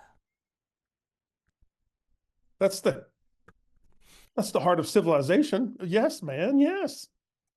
Well, there's been a rumor. Actually, several rumors. You'd be amazed at what you hear here at the dock, in at the harbour. There's been rumors of some kind of abandoned home outside London. People have been hearing some mysterious harp music, but they can't get near it, yeah, because it's overgrown like the Sleeping Beauty story. All these brambles just growing all over it. Where's this town? It's right outside of London. It's an abandoned home. Which direction outside of London? You know, the whole world is outside of London. True, true. Yeah, and of course it's like I'm geographically brain dead, so I apologize. And like, he's gonna mention like a place like, at like in just on the outskirts, like towards some of the more country estates, but this is for some reason abandoned. And you might have heard, I mean, like, Victor might have heard of such such estates. So it's in populated rural area, but yet this particular home is abandoned. So it might be something to take back to your colleague when you return to Hargrave. Okay, but that is your mastermind clue. And I think Abel will even go so far as to try and hum the mysterious harp music that people have told him that has been heard. It's not tuneful at all. And then Doc. Doc. You are heading over to the American Bowling Saloon. Oh boy. I forget. Has anybody been to the American Bowling Saloon yet? Yeah? Okay. Yes. Okay. Oh, wait. I think, was this the episode that Doc wasn't here for it? Maybe, yeah, let me see. I don't know if it was put into the London tab for the descriptions. Yes. Bad lassos hung up on the walls made from scrap rope. Mural of the Wild West with the desert oasis featuring palm trees. The prompt for the paint the scene, just so you know, Bob, is this place embraces Americana and the idea of the Wild West, but to an American, it would all seem a little off. How do we know that? So if you want to add your little Perfect. What the hell, if you want to add your little what the hell to that list, go ahead. I think I've literally done this before, but Okay. I feel like it's extra appropriate here. No, not this. I mean, the thing I'm about to say. Okay. It's the wrong American flag, right? It's got Oh, the wrong number of no. stars. We're in the Victorian era. And Yeah. so like there's other things going on in the United States that make that challenging to figure out. And in that way, to parlay this into giving you an idea of what I'm trying to do here, I'm trying to, as quickly as possible, find the person I used to work with here who I liked the most. And that person would be the kind of person who would understand that for Doc, some of this putting American culture on a pedestal feels off based on the America that Doc left, because there's a lot of turmoil and a lot of bad things happening, and stuff like the wrong flag, right, with the wrong number of stars would make Doc think of, like, again, the conflict back in his home country. And there's like whatever coworker might have acknowledged that better and realized that, this is not necessarily a costume as far as Doc is concerned. I think that would be who Doc would be going to find. And whether that's walking in the front doors straight to the main bar, or like going around back to where Doc knows the employees say take their breaks, I'm Yeah. not sure. I think it's like to the back, because I think you run into Sven Anderson.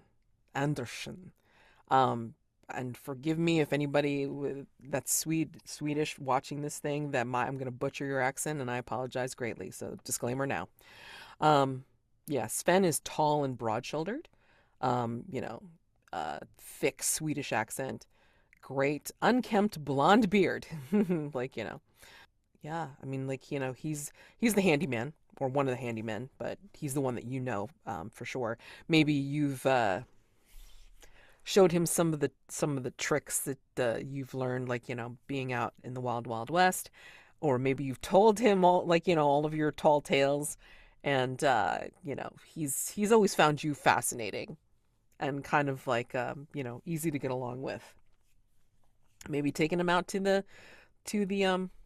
pickled dolphin a time or two. Who knows? Right. Yeah. I imagine when I was working here, that was my go-to Yeah. place. So yeah, I've shown him the wonders of coffin varnish before. Oh, God. So Doc saunters up and it's just well, howdy, Sven. Long time no see. How goes it? Oh, is that Mr. McBain? Yes. In the flesh. It's so good to see you, man. I'm can't tell you how thrilled I am to have you be the first person I run back into Are you now. are you working back here again? Oh, no, no, well, not quite. I'm in a whole different line of work now, Sven, and I'm trying to follow up on some alarming reports in the area of some people are calling it a creature. And I figured there'd be no better place to go than amongst my old coworkers here, because if anyone is going to know the goings on around Cremorne Gardens all to pieces, it's going to be one of you. And out of those, Sven, front of mind, that was you. So I couldn't be happier to run into you now. It's so good to see you again. And Have you gotten taller? have you gotten shorter? It's like Bill Belly laugh. Yeah. Doc claps his like side, you know. Oh, that might be possible. That might have happened. Ugh. Well, if anything, I mean, Mr. Simpson's head is always in the clouds. And He's poor not, is he here Miss today? Simpson. He's around. He's of course got to make preparations and then make sure everything's running. He likes to watch over everybody's shoulder. I'm back here trying to avoid. You know how this goes. Sure, sure. Poor Miss Simpson. You remember Abigail, yeah? This place believe I hasn't do. turned this place hasn't turned a profit in months. But it's her that holds it all together. Well, then, what's going on then? Is she not holding it together anymore? What's happening? No, he's coming up with all these stupid ideas. But she's been trying to implement. But she can only do so much. Mm. And sometimes she has good ideas, and he doesn't listen. So, she is wonderful that. I think you remember that Sven always had a crush on Abigail Simpson, mister Mhm. Simpson's daughter. Ah, gotcha. Okay. Well, geez, Sven, I'm sorry to hear that. I can't imagine the people talking about this strange creature bopping around here could be any help to that.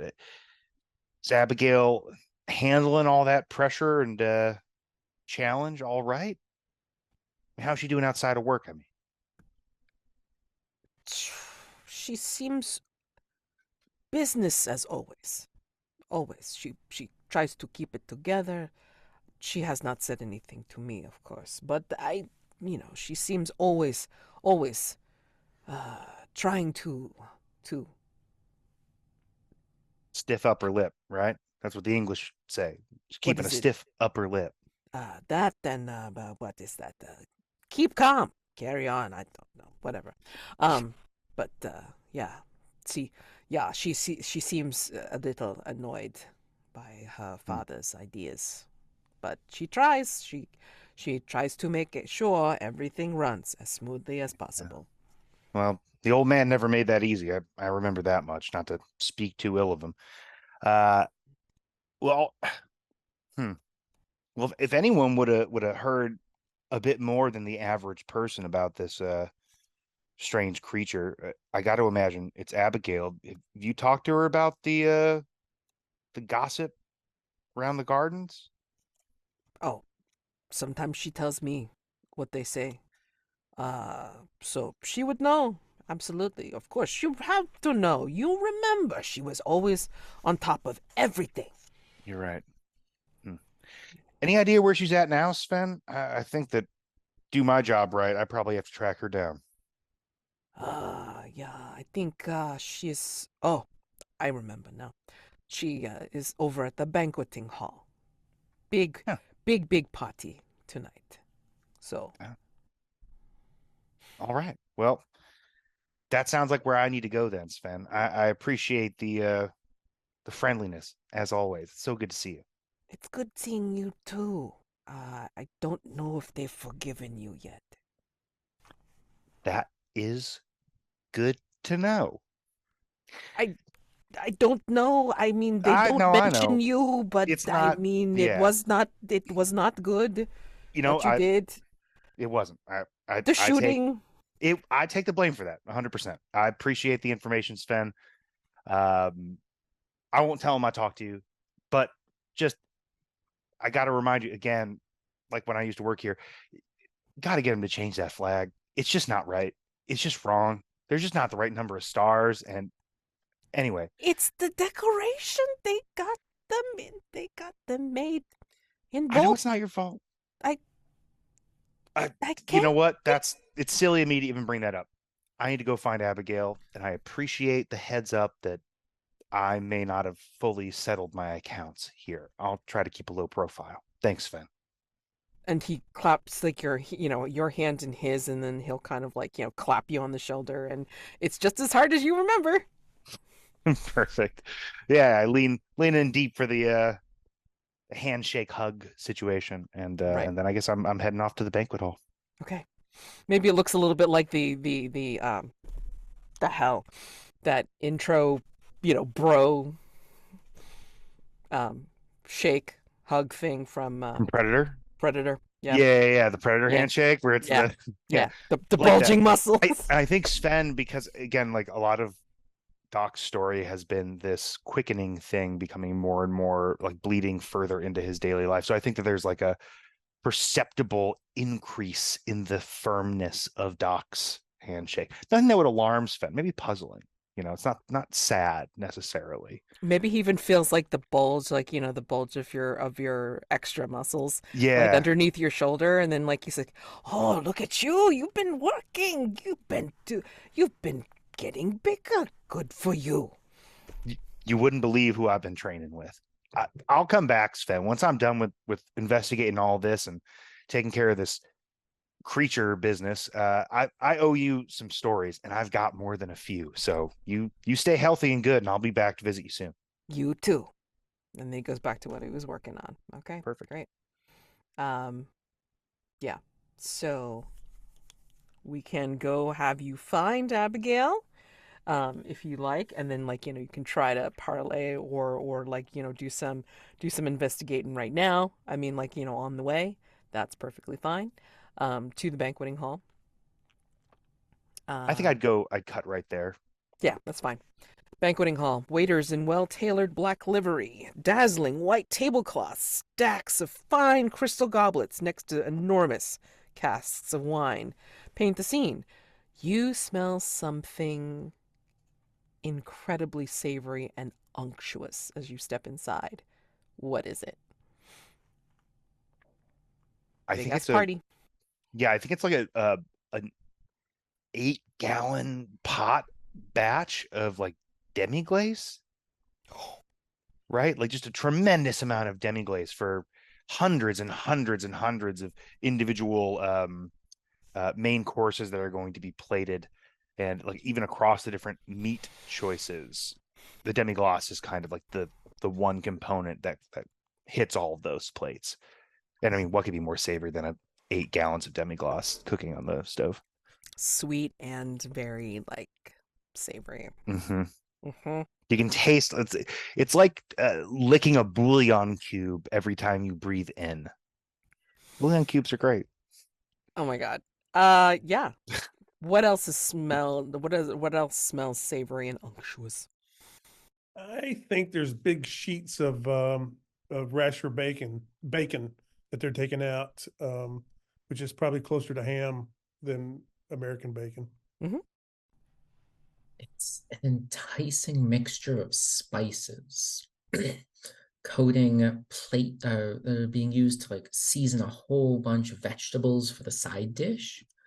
And so while the vegetables themselves provide a really earthy tone rather than savory, all of the other spices that are being thrown into this really elevate the scent into that mouth-watering, this is going to be good kind of savory. Even though they're the same kind of scent, you can really tell the distinctness of it, but like poultry fat also. So depending on the person, some people just really don't like the smell of just like very oily things. So if you someone who is very sensitive to that, just the deluge of both pork and poultry fat, maybe from like a pheasant or a duck, just really fills the air. Nice. All these delicious smells are smacking you in the face, Doc, as you enter the banqueting hall, and with these waiters and servers scurrying back and fro, you see the trim, efficient figure of Abigail Simpson. She's wearing her simple utilitarian clothes, dress, and her hair is pulled back in that neat bun. Very no nonsense. She's the one that makes sure that everything goes, basically. She is directing, talking, as well as barking out orders, like almost at the same time. You know that's not the way it works, but you can, it's like that impression that you get. And she's turning in all different directions as she's you know, manning the comm, basically. But then she turns and then she sees you. And I think she kind of slows down and then she puts her hands on her hips and just gives you that stare that maybe you remember from so long ago. Waiting for you Disappointed? to punch. Well, yeah, it could be, but Yeah. she just basically looks like she's just waiting there now. Right, You know. right. I think as soon as I see her see me, Mm-hmm. no matter how far away the banquet hall I am, Yeah. and I adjust my volume appropriately, I'm well, Miss Abigail Simpson, as I live and breathe, it is good to see you. How are you? I seem to be fine, Mr. McBain. Yes? Yep, you remember correctly. Mm-hmm. I was wondering if you would. It's so good to see you again. Oh, you were very hard to forget. I have been accused of that in the past, yes. Indeed. Are you actually here to crawl back and get your job? No, I would not put that kind of burden on you or your father, Abigail. I am here in an entirely different line of work. I Oh, you're realize working. Oh, how wonderful. sometimes, yes, sometimes I do work. Listen, I'm gonna cut all the balderdash out of this and apologize up front very succinctly for absquatulating as I did. I was I'm not sure how you'd say it here in the United Kingdom, but I was in the throes of a conniption fit of sorts, and I apologize. More importantly, I'm here on new business. Not that it's important, but I've gotten certain things about my life straightened out, and anyway, the job I'm on right now concerns rumors floating around Cremorne Gardens in general about this creature came up from the water. It's been spooking tourists and such. The Oh, creature of Cremorne she starts Gardens. laughing in your face. You really think, you really believe in that silly rumor of some kind of fishman creeping about? You really? You? Well, it's not so important whether I believe it or not. My job, for a number of different reasons, is more about relating with the public and making sure that things like that, silly rumors like fishmen and creatures and such, aren't weighing on people's minds in any of these places in London. And Mr. McBain, and she will actually like take her two Right. fingers and then put them on your mouth. If there was really a fishman creeping about, my father would have already captured it, put it in a tank, and raised a tent. A joey to go in and have a look. Thank you very much. I'm really surprised that you, of all people, would fall for such ridiculous stories? So my sense of Abigail is that she is upstanding, trustworthy, hardworking, but also very much a like realist, right? That's kind of what I'm getting. Oh, Yeah. absolutely. Okay. So let me remind myself. All right, Abigail, I understand your trepidation. Um, listen, we could talk more about fishmen and other sorts of things. And I like rattle my pack a little bit because it's got stuff like weird sun masks and vampire skulls and whatnot. We could talk about that until the day grows old and long. And whether or not old Tom would have seen fit and been able by now to capture a creature if it did exist, I would call that immaterial. What I know is that people around London and people frequenting the gardens are talking about the fact that there might be some sort of creature they may or may not believe in wandering out of the water and causing trouble and making things dangerous. And I am simply here, not out of the goodness of my own heart. This is my job. I don't want to paint myself as some kind of martyr or saint, but I am here to nip those rumors in the bud. So people stop talking about that and they get back to talking about the Bolin Saloon and sharpshooters and palm trees in the American desert and such. That's all. I know it may sound like a tall tale, but whether or not it's tall or short, I would just like to hear a bit more information about what you've heard and what kind of gossip people are spreading around the hill, what the employees are saying, what the patrons are. There's no one better than you to ask, and it would help me solve this problem for you. Information move with presence for sure. Okay, very And good. like if you are, like low on that, then I would suggest pulling out a personal quarters item of some sort. Not only am I all right on that, but remember my move, everything echoes, because I got an echo in the night last time for throwing up Oh, in a horse nice. trough. I get Okay. advantage on presence. Nice. As Okay. long as we're still in day phase, right? Oh yeah, very much so. Okay, perfect. So let me make my complex roll here. We've got our 3d6, and then what exactly is my presence? I want to say it's 2. Yep. So two Okay. highest. So we'll do the 2 highest plus 2, and that gets us 10. Nice. 5 right. plus 3 plus 2. And that's indicative of, again, just like an animal magnetism. I think of Werewolf in London, I feel like had an example of that, right? After he gets bit, everything's weird for a minute, but then he like picks up women really easily because he's got that like alpha wolf vibe.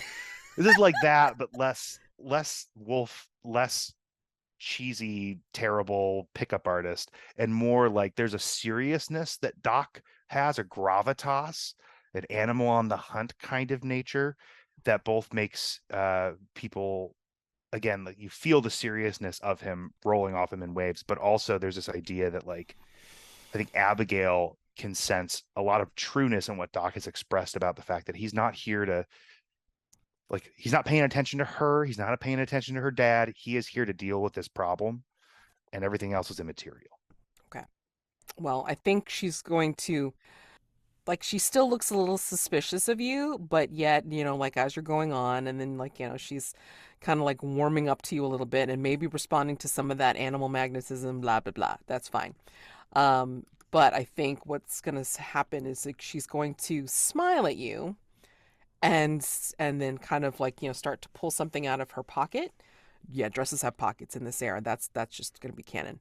And then she's going to say, if you really want to help, Doc, I suggest that you start looking into this particular rumor. I'll trade you rumor for rumor.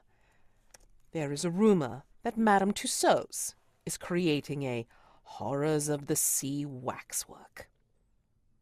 What do you think of that? And then she'll take out the flyer and kind of like, unfold it and then fold it back up again in her efficient way and then tuck it into your lapel and then tap you on the chest. All right. Can't say I'm sure what I think about that just yet, but I appreciate the information, Miss Abigail, and I will get out of your hair. I am so sorry. again. She kind of sniffs a little bit, but has that smirk still like on the side of her mouth. Duly noted. All right. Well, you and your dad do well. And like I said, all things as they should be. People will stop talking about this creature any day now. I tip my hat and I leave. I think you hear on the wind, like, after you, like, as the banqueting hall flap, like, closes, I think you hear like a little whisper of, or I should say, like, her distantly saying, it's like, if you want your job back, just remember you're going to have to disguise a lot harder. And Doc like does a finger gun, like he's fully walking away, and he raises up his right hand like he's pointing a little finger gun in the air and goes pew pew. But like to himself, the pew pew part's to himself, but like Right. it's kind of Yeah, like yeah. pew, pew. All right, cool. Like I got you, firing my finger guns in the air. That's hilarious. Okay, so we're closing out a day phase at the moment. That's funny. Seems like a good thing to go. Just want to call attention to the fact that we have brain 1, 2, 3, 4 clues so far on Creature of Cremorne. We have 3 clues on West End Wraith, and then the Beadle has 1 clue so far. Okay, and that is day phase closed out. Let's take a look at Dusk. Okay. Playbook moves or custom moves. Who we got? We got American, the Quickening. That's me. That's you. It's been so Yeah. long since I've rolled quickening. I think it's sensitivity. Okay. I have a choice between sensitivity and something else, but And composure. composure. There we go. I'm never going to pick composure. It's not going to happen. I'm just going to make a mention, okay? Like the Okay. reason to pick the lower stat would be is if you haven't enacted the I'm going to spend some time with you all night kind of thing. That's part of your move. Okay. That is a good Just in case. reminder. Because Just in case. I'm I just have saying. the one use of that before I have to retire my player. I can reveal my curse and ask for help controlling it. Yeah, I like that. That's a good reminder. I can use that to. There's a choice. Yes. Yeah. That's why there's a choice there. That's very smart. Yeah, you get your stat you can pump points into, and that should give you by default a way to force the other option. Okay, so And I will say, I mean, like, some people, like some Americans do not pull it off until very close to where, either within the mastermind threat or just before it, because, obviously they want to try to get done as much as they can get done. Right. Helping That's out exactly night my phase. first thought. That's Right. exactly my first That's thought. fine. And we're just want approaching to that, mention right? It'd be perfect, like near the end of one of these threats that we currently have in play to do that. Yes. I rolled. Yeah. I didn't need the increased success. I rolled a 13 all on my own. So Jesus there's H. no way to increase that. No, as far as I know. there isn't. Quickening. Yes. Remind myself of what the maximum quickening thing That's is. awesome. So we need to make sure that whatever you do for the night phase is going to be action packed, because on a 10 plus, your body is stronger and faster and you manage to keep the quickening in check. You roll with advantage when taking actions that use vitality until the next dawn phase.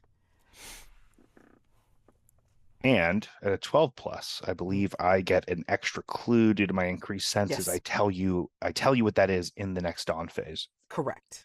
No other hunter would be able to detect. Absolutely. So yeah, tell me what at dawn phase, like tell me what the clue is. It cannot conclusively answer a question. Always. Okay. Mm-hmm. Alrighty. So next up for Dusk, we got your. Sorry, I'm scrolling. Explorer. Lord James, are you going to be calling upon the REC? Rear Admiral?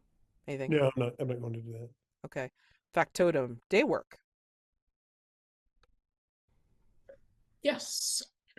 I spent most of today caring for Hargrave House itself, tidying up, managing accounts, all that good stuff. Mm-hmm. I think I'd like to learn something interesting about an active threat. Okay. Ask the keeper a question. They will answer truthfully and completely or in the form of a clue.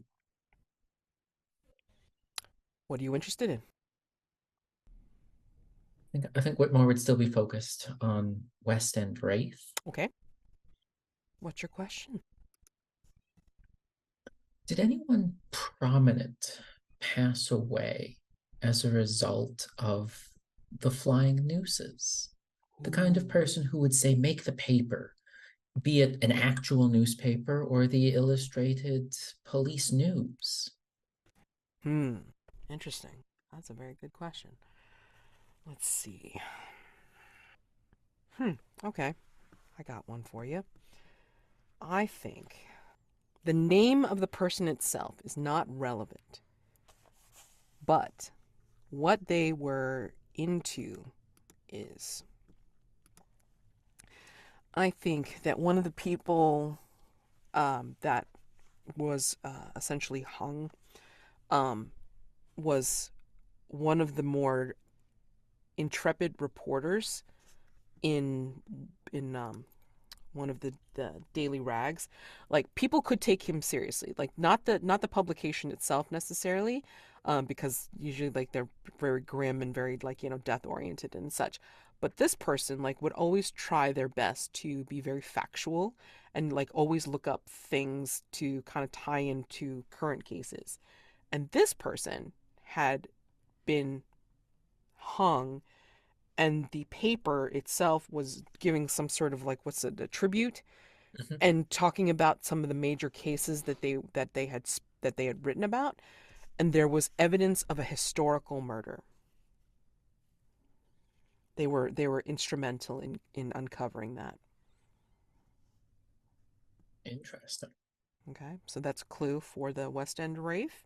Contextualize again when you guys decide to answer the question any way you like, and that is day work. Okay, paint the scene question about Hargrave House. Let's see what's left. I don't know. The music room.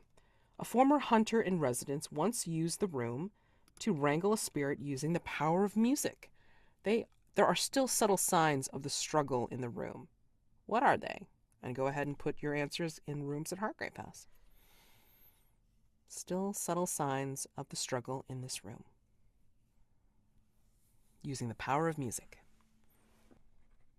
I'm imagining a set of completely exploded timpanis. Because if I'm not mistaken, timpanis are in pairs of two, right? It's two Believe timpani so? with Or one four. drummer, or four. Okay, let's do Yeah. four because it's more cinematic. But they're like exploded outward, like something inside the timpani exploded out of the drum head. Um, anytime someone starts dancing in the room,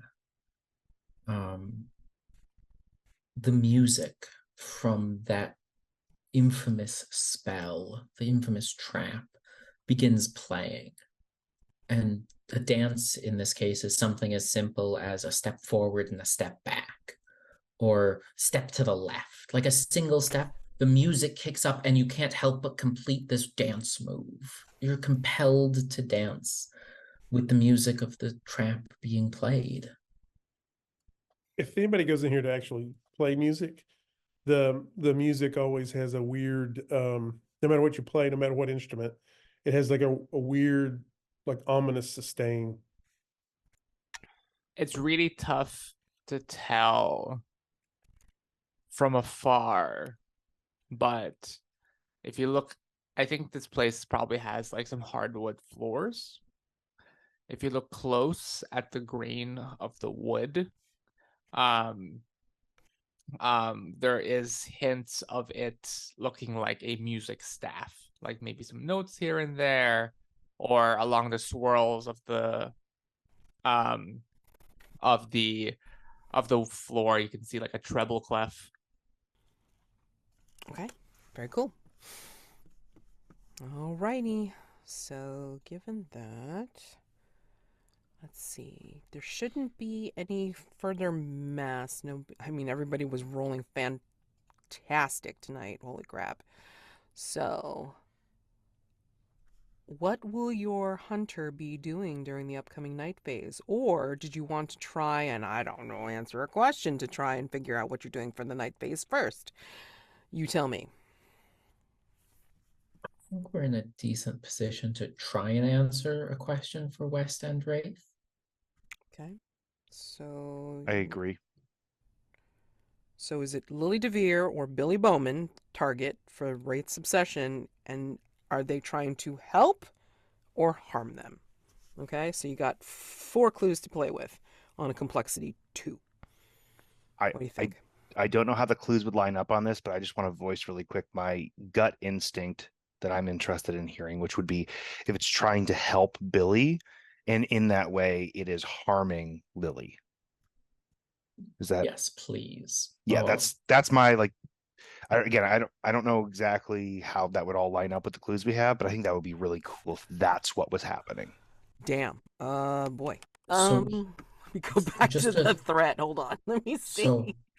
so as a thought, because we do have the clue of a performer killed by stage gaslights, Mm. it could be that through negligence or malice, it's not particularly important, Lily killed, or a previous performer, the person who Billy replaced, was killed by either negligence or malice from Lily, and the Wraith might be trying to seek revenge. Okay. The historical murder Okay. is in fact that murder. They were killed by gaslight falling on stage, Okay. and perhaps that ticket stub was from the fateful performance. Oh.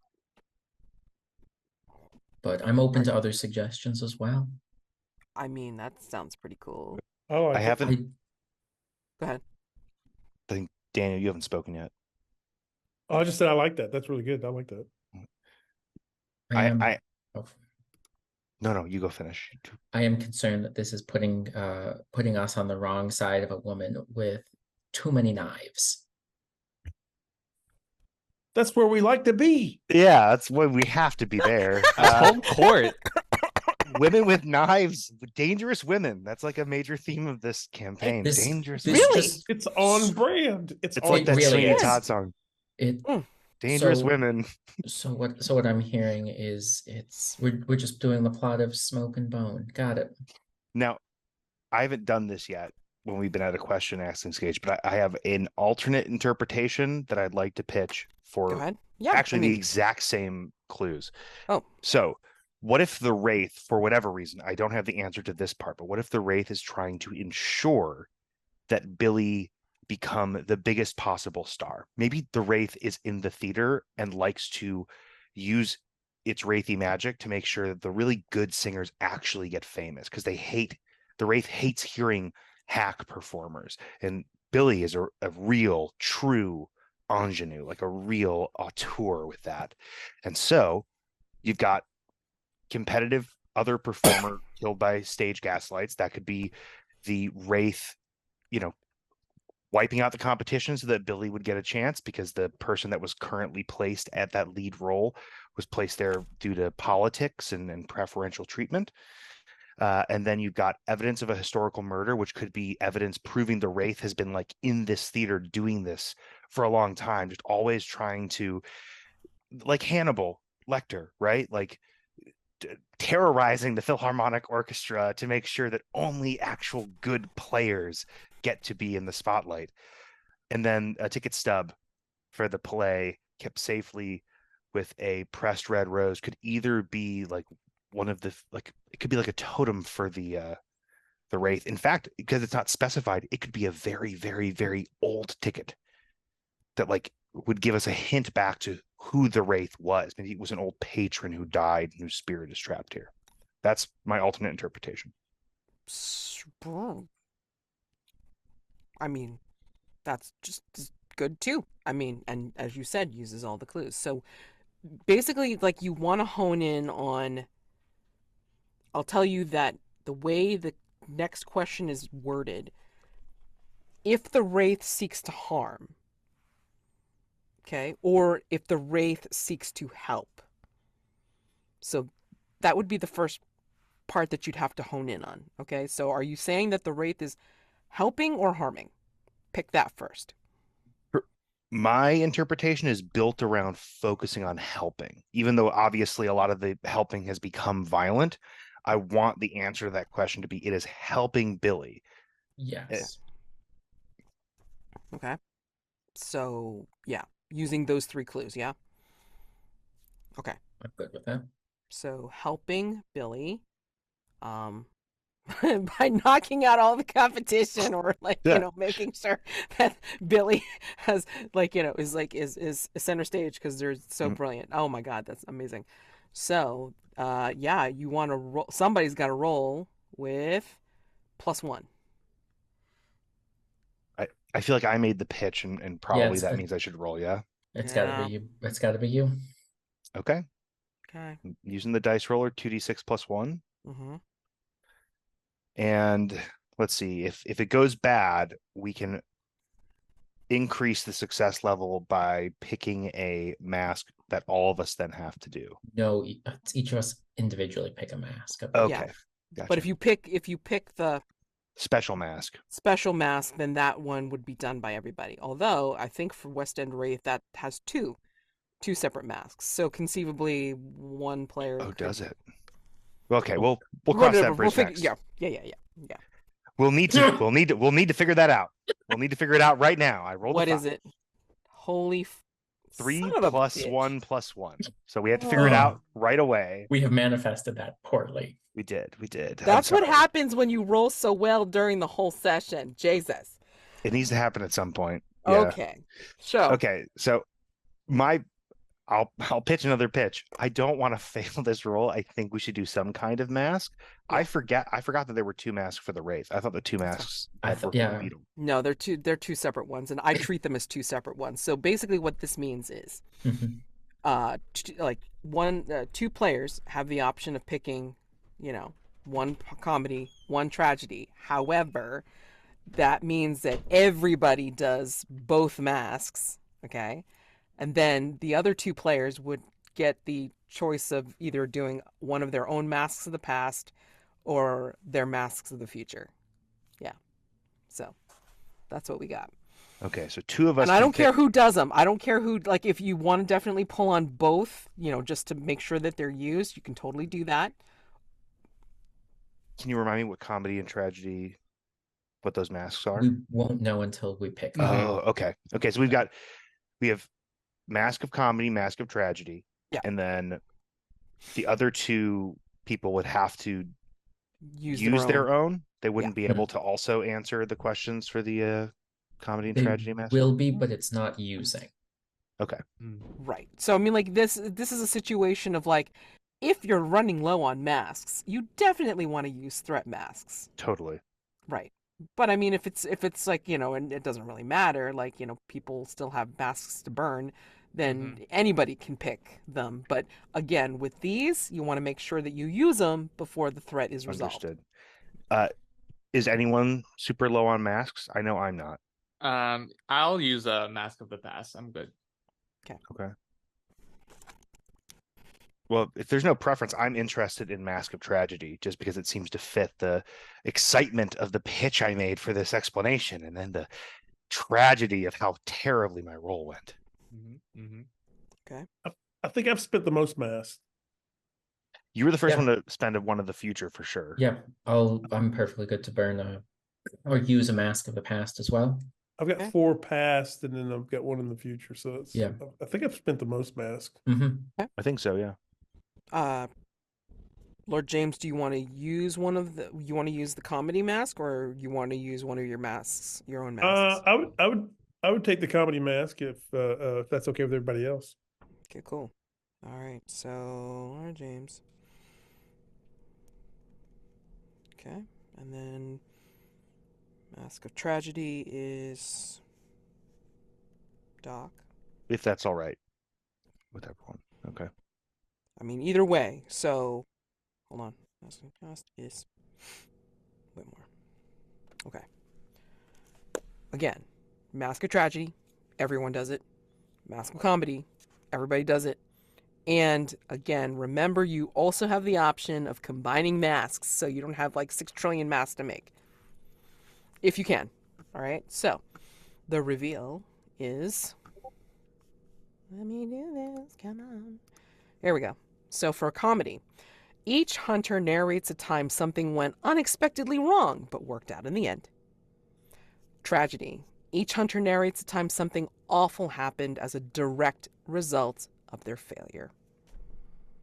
So think on that. You have plenty of time. We don't have to do it right now. It's cool. But yeah, think on those because those are deep. Yeah.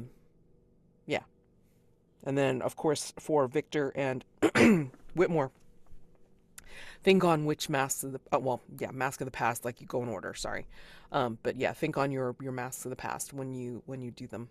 And if you can combine them with one of the comedy and the tragedy or both, fantastic. But yeah, think on those things.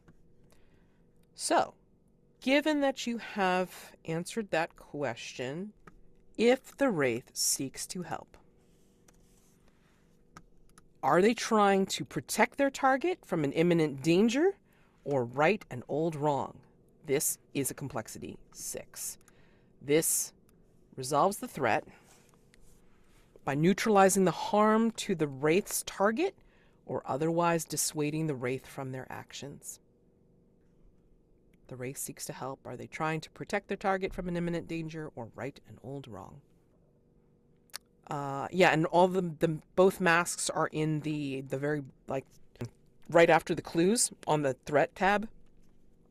So for West End Wraith, it's like you can see them under Mask of Comedy and Tragedy. Okay. Oh, I see that now. My apologies. Thank you. No worries. So yeah, think on those things, and yeah. You have 1 clue to use towards a 6 complexity at the very least. Okay. Anything else that you want to try and answer, or are you good for right now? For answering the question. How do we feel about ending the creature? I think we need one more. We need at least another clue or two. I also have one thing I'd like to do with the creature involving Cool. that dancing platform. Word. That works for me too. I think I have vitality, so I think I'm gonna go try to find the creature. Ooh. I was also gonna do creature stuff. Nice. So basically, I mean, just remember, you cannot do anything. I mean, they're gonna get away. They're gonna, whatever. But you cannot. Oh yeah, resolve. totally. Yeah, I mean, you can totally chase the creature all you want, show some fight in action. Yeah, the point is to get into a scuffle, learn something while that happens. Sure. And then, I have no illusions that we can just break the system and say, oh, we catch the creature actually. No. Yeah. Questions are over. Yeah, you can only resolve during night phase, but I mean, if you have not answered that resolving the threat question, then yeah, you can't do anything.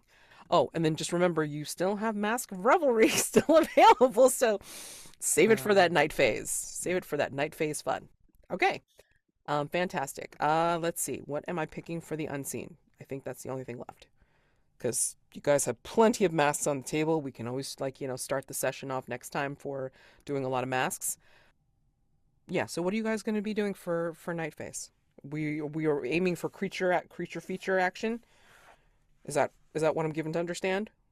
Or yeah, people going elsewhere? I think that's where Lord James Campbell-Hughes is going to go, like a night hunt for the maybe this creature is nocturnal, so yeah. Okay. Try to find some clues at night. Okay, so Lord James Campbell-Hughes. All right. Anybody else going on this or going someplace else? Ideally, Whitmore would like to steer Lord James Campbell-Hughes's hunt towards the dancing platform. To date feels like too strong of a word, but take him dancing. Yeah, but he's going to have headlamps and shotguns and nets. Like he's not spotlights, improvised percussions, and tools to stop the other dancers from stepping on our toes. That's what you've just described to me. thank God for recordings. Oh my gosh. I love Whitmore. What is everybody else doing? Well, I guess first I want to double check. Are we okay with it? So I forget. Does the Beadle does have a time on it, right? Yeah, kinda. Basically, if you ignore it, then the circus will come and pick up their purchase because Mm-hmm. the alderman has pretty much said, "All right, guys are out. Like my employee is like no longer a useful human being. Yeah. Yeah, selling it to the circus." I think after Victor came back with the this is really weird. Mhm. Uh, I think on the next day phase, Sir Lord James would try to get Sir Anthony to go and take a look at him as an expert of the paranormal.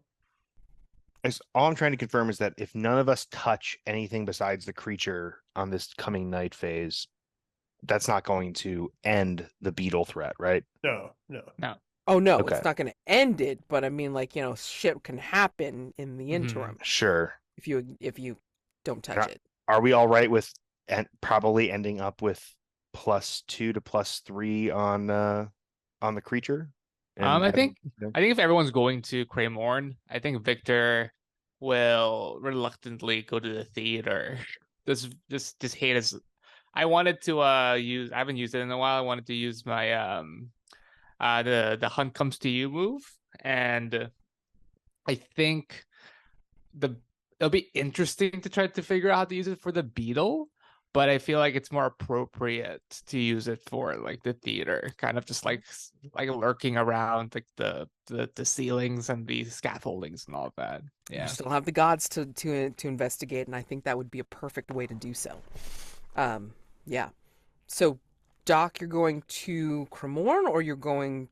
I'm going to Cremorne because I think the way Okay. I have things set up right now, the best thing I can do is to go try to find a creature. You're gonna wrangle, basically. You're I'm gonna gonna try to. exactly that's exactly the word I was thinking of, Matt. Yes, I'm gonna go try to wrangle some stuff. Okay. If need be, I could have done some maybe done some wrangling over at the Cirque National, but I want to follow up on the creature after everything Sure. that happened today. Okay. Yeah. I mean, like, we want to take advantage of your um high vitality, so Mhm. let's jump on that. Like, we'll make that a wish for next time for sure. Agreed. Okay. Agreed. So, we're obviously coming close to time. Like, if you can stay a few minutes over just to make sure that we're all through Stars and Wishes, that would be fantastic. Just remember, we got all these things going on as well as all the masks. Holy shit. Yeah. I'll try to put that in the chat later. But anyway, stars and wishes, of course. Like, it's been a while, so stars are things that you really liked about today's session, gameplay, role play, each other, and then wishes, what you want to see for next time or the future, because God knows. I can go. Mine's not super long. Okay. I don't have any like specific wishes tonight. It just like it feels good just to like hop back into like the group overall. Mm-hmm. It's been a bit, and it's been good just to kind of just like slip back into London and all the characters and just like interacting with everyone again. Was really fun. Wishes. I don't know if I'm gonna do it. I don't know if I'm brave enough, but I do would be cool to see some people pick the Beetle masks just because I've played the original Mystery of this. And if this is the revised version and it's Ben who wrote it, then I know those masks will probably be very weird based on like the last mask they used to have. It might be a little metagamey, but I don't know if I'm going to take those masks. But you all can know that if you take the masks, then yeah, they're very interesting masks, I'm sure. Yeah, I haven't compared it to the old threat, so I have to kind of like look at what was already published, compare it to the revised. But there was some changes for definite sure. So it'll be interesting to see. I will say that. Okay. I've got some stars here. Mads, when you gave that first mastermind clue um, to Whitmore, I thought for a long time Asha Dillon was Cobweb. Oh, that's so Like I was funny. like, well, here's Whitmore about to go toe to toe with freaking Cobweb, and those characters are very similar. They're very similar. Oh yeah, Um, yeah. and Star for Mads, because the folk of London are typically kind of adversarial with Lord James Campbell-Hughes, and it was nice that him and Abel Knox were able to like kind of get along on the pier there. So star for that.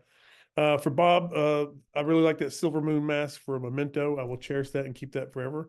I like the wasp paper lanterns in the nest. That was really evocative, and the whole interaction with Mads and you with Sven. Have you gotten taller? Have you gotten shorter? Star for that. Jeremy, I love the scene on stage with you and who I thought was Cobweb for a while. Um, and I definitely heard some praises for Lord James Campbell-Hughes from Whitmore in that. Um, excuse me. And I have for Bob finger guns for Abigail and Paul. Victor showed up ready to like rip off those antennae and like fight that bug, and then he seemed like he was kind of let down. And, oh, there's no fight. Okay, well, just checking. I really like the finger symbols that you worked in that your friend used to center himself, and I already kind of hinted around to it. I liked when after your clue, you're like, okay, this is weird. This is not just a this is not just somebody turning it into an insect. This is something weird. So star for all those. To echo what's already been said, star for everyone. It's been good getting back into this and seeing all your characters. I've missed them. Bob, I especially missed the American accent and mannerisms and the tall tales, truthful or otherwise, that Doc tells us. Have been fantastic.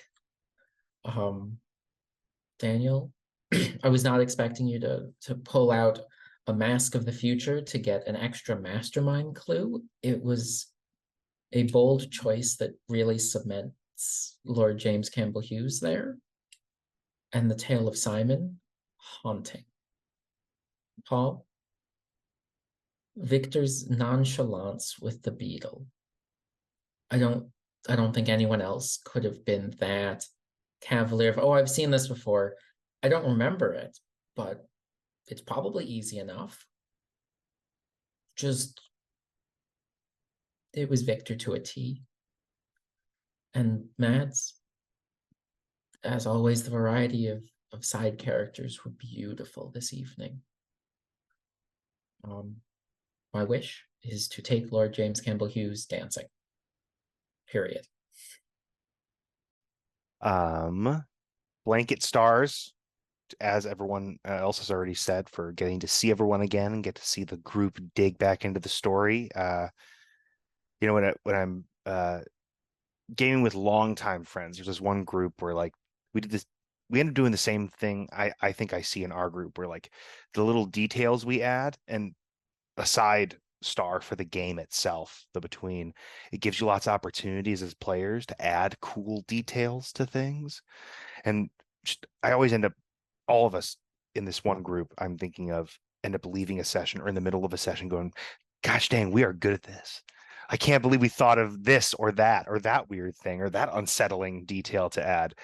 And I feel that way every moment of every session that we do. And so it's really good to come back to that. My stars for my fellow players all align with how great it is to see everyone get back into character and do it so smoothly. I feel like there were moments for everyone this session where they really got to hit their character, whether it's Lord James Campbell-Hughes being kind of rude and dismissive to that gentleman you were speaking with, in the way of the upper crust and the aristocracy. It was the perfect tone, absolutely dialed in and really well balanced against the kind of is the word obsequiousness of the NPC themselves, like not taking it into stride. That was really nice. Paul, I think I paraphrased it in chat, but Victor's reaction, which was something to the effect of, I was seeing the elephant-headed deity Ganesh for a minute just then. That was just happening. just that's so good, and it was so casual and so wild. Um, Absolutely loved that. And then Whitmore, a just choosing to follow up and go back to the stage where you were, in the contrast with how terrible the events of the previous night were. It felt very Whitmore, so like it felt like a very natural choice. And I think Whitmore, you brought all of that in there. I think there's a temptation in tabletop games, especially ones that are so well divided neatly in time like this, to kind of take each scene as though it's starting in the moment. And you did, I think, a really good job of balancing, taking into account what had just happened the night before, this horrific, spooky, noose situation. But in Whitmore's way, that's about not addressing it so much, right? Like there was the hint of it in your portrayal of Whitmore, but of course Whitmore wouldn't open with something really big. It would be more polite and reserved, and all that happened, and it was jumping out of the page, off the page at me. And then Mads, star for you for, I forget if Abigail was in the threat like her father was, but even if she was, just how quickly you put Sven into motion and how full you made him, like with an instant. I gave this monologue about what I thought I was looking for in a coworker, and you immediately were like, oh great, then well, you're out back then, and you run into Sven. Here's exactly who he is. That scene, pitch perfect portrayal. And then right into Abigail, which again, even if Abigail is set up in the threat, which I'm not sure she even is, pitch perfect portrayal. Like that person jumped out of my screen at me and was so easy to play back against. So there are my stars. My wish is for violence, I guess. I have advantage on vitality rolls, so I wish next session for some violence. Thank you. Perfect. All right. So, I mean, many of my stars, definitely bursting stars for getting you guys all together again. It's beautiful. I mean, I had a great break, and it was nice to be able to play in like some of those quiet moments. But it's always a joy to come back to your table and then just see your characters go hog wild. It's beautiful. I Again, some of the stars were already said. I'm gonna just pull out a couple of things that I noticed that really stuck out to me. Lord James Campbell-Hughes's mask, um, with mentioning, oh, excuse me, the moss covered door, mentioning the younger brother. Holy shit, that was like a shock moment. Um, uh, Paul, when you did that description of the diaphanous play acting, but then eating the greasiest food. I mean, I can totally picture that in my head of like just really grounding the situation, which is beautiful. And then where's my other star? Oh yes, vampires are not gophers. I mean, yeah, that was great. I mean, like what an exchange. I mean, like, well, we had to make that known. Vampires are not gophers. Thank you. PSA. Yes, thank you. Um, and Wish. Oh my God, I want you guys to cause so much havoc next time. We got 3 people going to Cremorne. Yeah, and then one person going to the theater. And that poor Beadle, like, gonna be crawling around, and we'll see what happens when you get back, when Night Phase is over. It'll be great. It'll be wonderful. Oh my gosh. And did I even mention the unseen? I don't even think I did. Oh my gosh. We're gonna be doing the night shift at St. Thomas's. I'm gonna, I'll let's see, 1, 2, 3. Yeah, you know what? I'll assign it next time. I'm just gonna make a note to myself. Night shift at St. Thomas. That is what we have to do for the unseen. You guys have tons of masks to think about, like, over the next couple of weeks. Yeah,